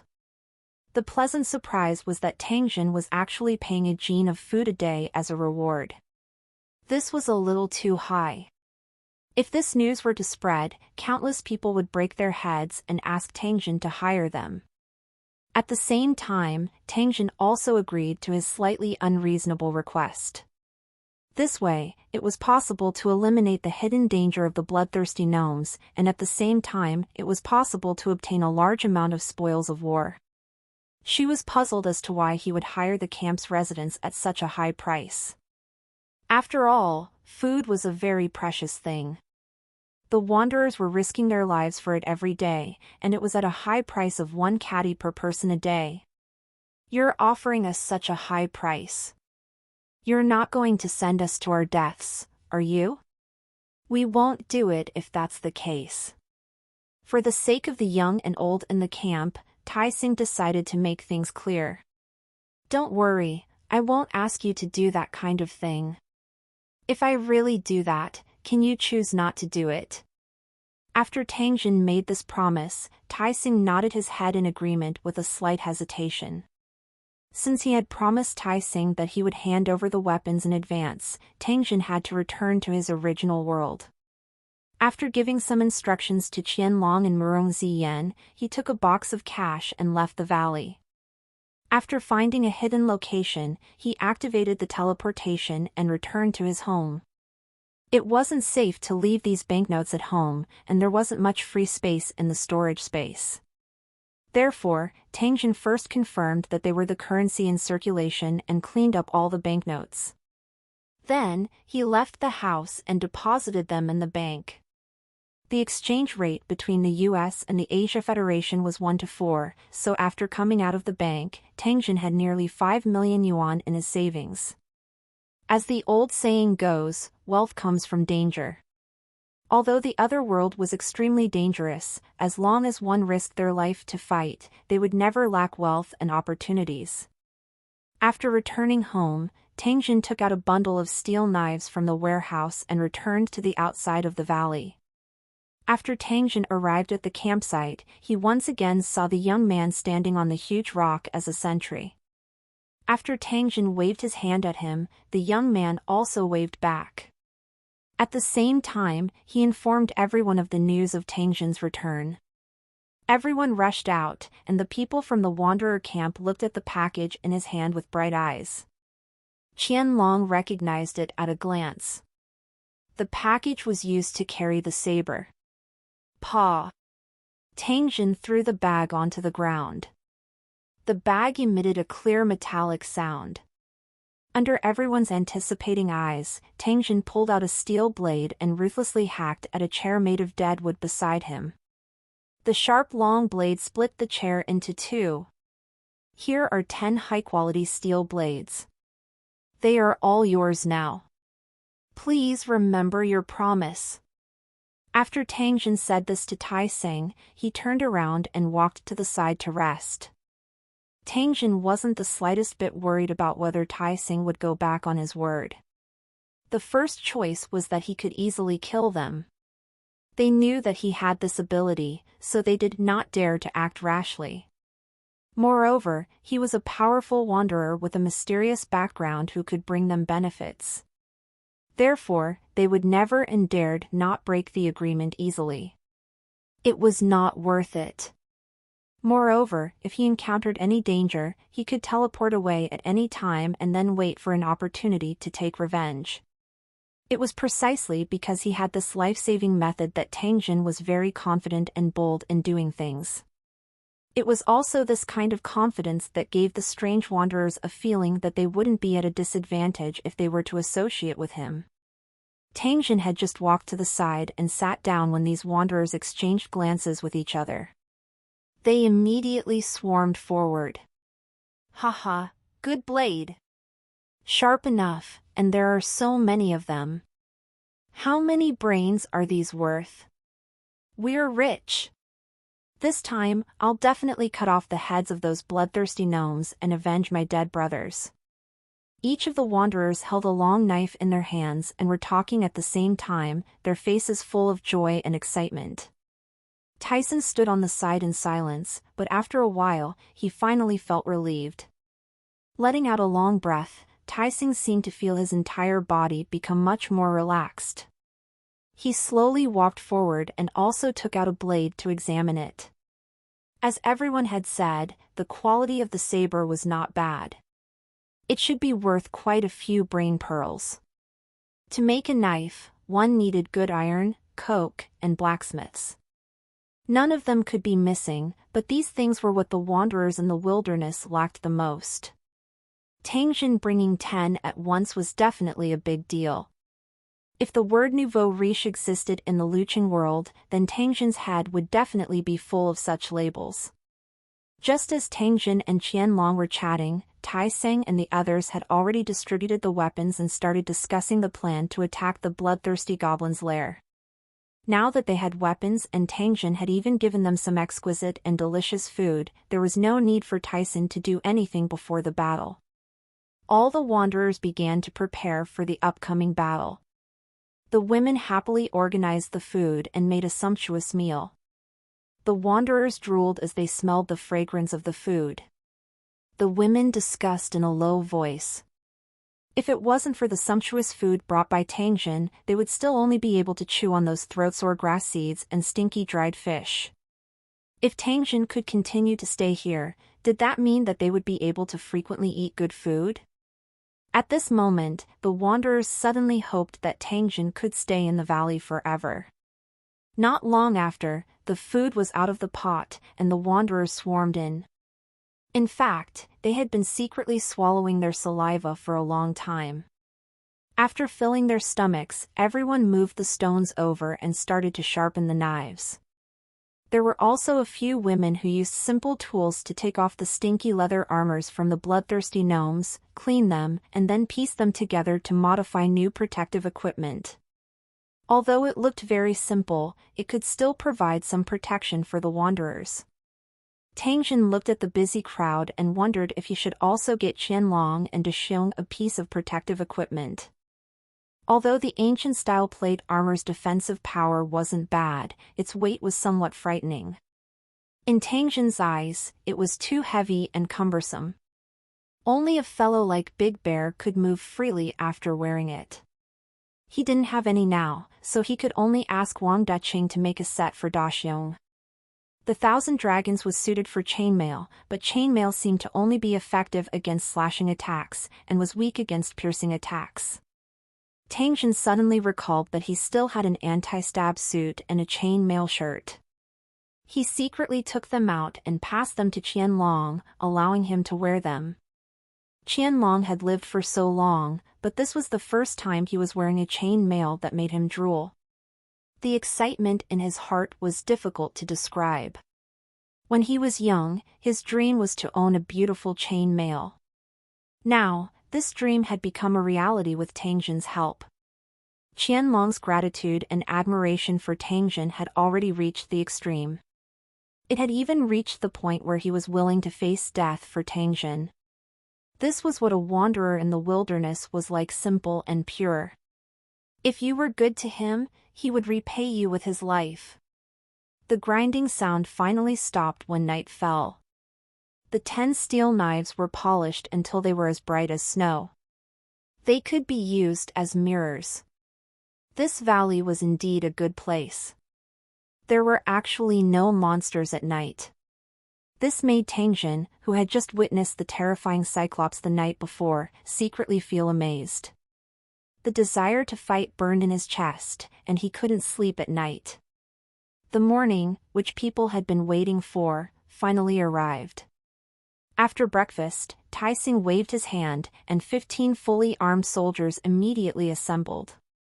This was the entire combat force of the Wanderer camp, and from teenagers to 50-year-old elders, all of them were here. The 10 youngest and strongest men held steel knives, while the remaining 5 old men held simple weapons. Although they looked old, their eyes revealed the ruthlessness of old wolves in their twilight years. Tang Jin quietly shook his head when he saw the members of this group, especially those old people. Tang Jin did not look down on these old people. To be able to survive in such a cruel build a continent-level city one day, he believed that many old people would not need to risk their 838 lives at the edge of their lives. Environment in the wilderness. Until now, these old people's bodies were definitely filled with stories that were intertwined with tears and blood. However, shouldn't an old man of this age be enjoying the rest of his life? Why did he appear on the battlefield of life and death? Tang Jin sighed. This was the other world after all. This was how the wanderers lived. If he could build a continent-level city one day, he believed that many old people would not need to risk their lives at the edge of their lives. The 15 of them walked slowly towards the morning sun. The old and the young who were responsible for guarding the camp silently watched their backs and gave them their blessings. Tang Jin led the 1,000 dragons and Big Bear. After they finished packing their equipment, they quickly followed behind the warriors. Their destination was the bloodthirsty gnomes' camp in the depths of the valley. As Tang Jin walked, he recalled what Tai Seng had said. According to Tyson, this tribe was made up of a large group of bloodthirsty gnomes, and there were less than 200 gnomes left after Tang Jin killed them. If it was in the past, when Tai Seng and the others encountered these bloodthirsty gnomes, they would definitely suffer heavy losses due to the lack of weapons. This was also the reason why they didn't dare to act rashly. But now that Tai Seng and the others had superior weapons and the help of Tang Jin and the others, it wasn't impossible to kill these monsters. Tai Seng and the others were filled with fighting spirit and vowed to fight the bloodthirsty goblin to the death. Tang Jin saw this, but he didn't intend to let them lose their lives here. These people were his future team, and they were going to run errands for him, so he had to protect their lives. In order to prevent any accidents, he also put the explosives into the storage dimension after assembling them, ready to use them in times of emergency.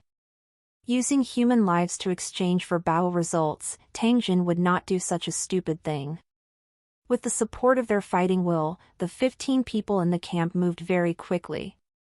It took them less than an hour to reach the location of the bloodthirsty goblin tribe. In the lair of the bloodthirsty gnomes, these dirty monsters were still going in and out of a ruined building, not showing any vigilance at all. Tang Jin looked at the ruins that the bloodthirsty gnomes occupied. He faintly felt that the style of the building was somewhat familiar. However, because the building was too dilapidated, he really couldn't remember what kind of building this should be. However, judging from the situation of the monster's habitat, it was likely to be an unexplored wild building. He asked Tai Seng, but this guy couldn't tell if this was a wild building because these bloodthirsty gnomes had already been in this ruin before they arrived. Regardless of whether the drifters had cleaned up the ruins, Tang Jin had to get rid of it because its existence was a huge hidden danger to Tang Jin. How could he allow others to sleep beside his bed? Tang Jin wanted to completely control this valley. This was a necessary step. The only problem that he needed to consider was how to deal with the powerful monsters that might exist. If it was in the past, Tang Jin would definitely be at his wit's end. However, after experiencing the mysteriousness of the Spirit Brain Corpse King and the horror of the Corpse Monster Lord, Tang Jin was no longer afraid of high-level monsters. He even faintly had the idea of comparing the levels. This was because he had a strong backing and firm confidence. These seemingly powerful enemies would eventually become the stepping stones in the process of building his city. They would allow him to stand higher and see further. Tang Jin carefully observed the ruins and discovered that it was not very large. This was because the strength of the monsters was directly proportional to the size of the wild building. Therefore, even if there were monsters guarding the foundation stone, he believed that they would not be too powerful. Many thoughts flashed through Tang Jin's mind as he turned his gaze toward Tai Seng and the others. These 15 people were like spiritual foxes as they quickly spread out in the messy grass. However, they did not make a single sound. If Tang Jin had not personally seen them burrow into the grass and looked down at their position on the map, he would not have discovered them. It seemed that every wanderer who could survive in the wilderness had a survival ability that could not be underestimated. After observing these wanderers for a while, Tangjin suddenly noticed that the bloodthirsty gnomes that were active outside were shouting at each other. Then, a large portion of the bloodthirsty gnomes that were wandering outside went into the ruins, leaving only a thin sentry behind. And NBSP, seeing this, Tai Sing was overjoyed and immediately gestured for the young man named Jimmy to kill the guard. The thin and weak Jimmy's eyes were solemn. He nodded slightly and, like a nimble monkey, quietly approached the bloodthirsty goblin sentry with sleepy eyes. At this moment, Jimmy's movements were as light as a leopard hunting. His feet landed on the ground silently, and his limbs were extremely coordinated. He fumbled behind the bloodthirsty goblin whistle, and without any hesitation, he used all his strength to stab a foot-long iron stake deep into the back of the bloodthirsty goblin's head. The goblin sentry's eyes bulged, and he fell to the ground without a sound. His blood-red eyes revealed a hint of struggle and confusion. After gently dragging the body into the grass, Jimmy peeked into the ruins and made an okay gesture. Tangjin could not help but sigh once again when he saw this. The men who lived in this world, regardless of their age, were all experts at killing. Jimmy was the proof. Of course, this was also due to the environment. Otherwise, he would have been the one to die. Seeing that the bloodthirsty goblin sentinels had been taken care of, Tyson immediately ordered his warriors to rush forward and block the entrance of the ruins where the goblin lived. Everyone stepped forward one by one and piled up the green dried grass at the entrance of the cave. Immediately after, Tyson used the lighter that Tangjin gave him to light up the dried grass. Check new avlchers at novilbin.com. The green hay was made of a special plant that grew on the lakeside. When it was lit, it would emit a large amount of pungent yellow smoke. Tyson had experienced it before. He said that when humans and animals breathed it in, they would cough, feel dizzy, and their movements would be soft and weak. If used properly, it would have a very good effect in a sealed environment. And NBSP, for Tyson to think of such a method to deal with the goblins and weaken their combat strength, it was quite a smart move. Of course, the exact effect was still unknown. As Tyson had explained this step to Tangjin before the attack, Tangjin had even helped to make a few large fans to ensure that the poisonous smoke would have the greatest effect. At the same time, warriors armed with steel blades and spears guarded the entrance, blocking the bloodthirsty gnomes that tried to rush out. Tai Sang's command was orderly and orderly. The worry in Tangjin's heart was slightly reduced when he saw the scene. A faint smile once again surfaced on the corner of his mouth. The greatest advantage of humans was their intelligence. If the leaders of each camp were like Tai Sang and won the battle while minimizing casualties as much as possible, and if they were united, then the rise of humans would not be far away. It was a pity that in the current boundless wilderness, the foreign races were the main characters, and the humans were just struggling at death's door. After the green dry grass was ignited, it started to sizzle like a fuse. At the same time, it emitted a large amount of yellow smoke. One would choke and cough violently after smelling it. This green dry grass is indeed a magical thing. I have to stock up more in the future, Tangjin thought. And NBSP, with veils covering their faces, Tai Sang and the others immediately waved the large fans in their hands and continuously fanned the ruins to prevent the poisonous smoke from spreading. Even so, some people who were leeward choked and coughed violently. Thick, yellow, dust-like smoke was blown into the building. The foolish bloodthirsty gnomes didn't have the tradition of a cunning rabbit hiding 3 burrows. They only left one entrance, so they were immediately confused by the smoke attack. Soon, the bloodthirsty gnomes' terrified screams and coughs came from the ruins. Their simple minds couldn't even figure out why there was a large amount of poisonous smoke. The effect of this poisonous smoke was extremely good. It was so good that it even somewhat exceeded Tangjin's expectations. After the poisonous smoke entered the ruins, the bloodthirsty gnomes started to charge around. Many of the bloodthirsty gnomes were confused by the smoke and could not find the exit. They eventually fell in the smoke-filled ruins. The bloodthirsty gnomes who were lucky enough to escape didn't have it easy either. Tyson and the others had been waiting at the entrance of the cave with sharp blades in their hands.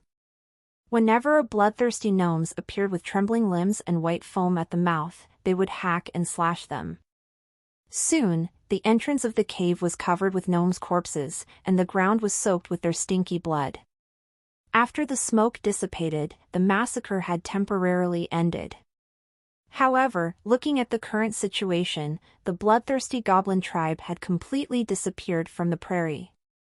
Tyson and the others had a deep resentment toward these bloodthirsty gnomes. At least 10 people in the camp had become their food, so they didn't hold back when they attacked. Every bloodthirsty gnomes that ran out suffered at least 10 fatal injuries, and they were all dead. After burning all the green dry grass, Tyson and the others waited for a while more. After the poisonous smoke dispersed, they could enter the ruins to clean up the battlefield. However, looking at the effects of the poisonous smoke, the bloodthirsty gnomes that were left in the ruins were probably dead. Naturally, it was not Tangjin's turn to clean up the battlefield. Moreover, the stench of death in the ruins was not something that Tangjin could tolerate. Therefore, he simply found a place that was not stained with blood and sat down. He watched with interest as Tyson and the rest cleaned up the spoils of war outside the ruins while making a fuss. What made Tangjin curious was that Jimmy knocked out a few bloodthirsty goblin fangs and carefully put them in his pocket. When Tangjin asked him why he was doing this, Jimmy proudly told Tangjin that he was preparing to make a necklace for his claws. Now that he had the bloodthirsty goblin's canine teeth, he only needed an ogre nail that he personally hunted to gather the materials. After Tangjin heard this, cold sweat appeared on his forehead. He still had some understanding of ogres. He imagined a 5-meter-tall level 5 ogre and then looked at Jimmy, who was less than 1.7 meters tall. Tangjin felt that his dream would be very difficult to achieve in a short period of time. Sometimes, setting too high a goal could also become a heavy burden. Hopefully, Jimmy's goal was an encouraging goal. The two of them were chatting idly when a strange sound was suddenly transmitted into Tangjin's ears. It caused him to involuntarily turn his gaze toward the entrance of the ruins. At the same time, Qianlong's bow and arrow and Tysang's saber also pointed at the entrance of the ruins. That's all for this part, truckers. See you all in the next video.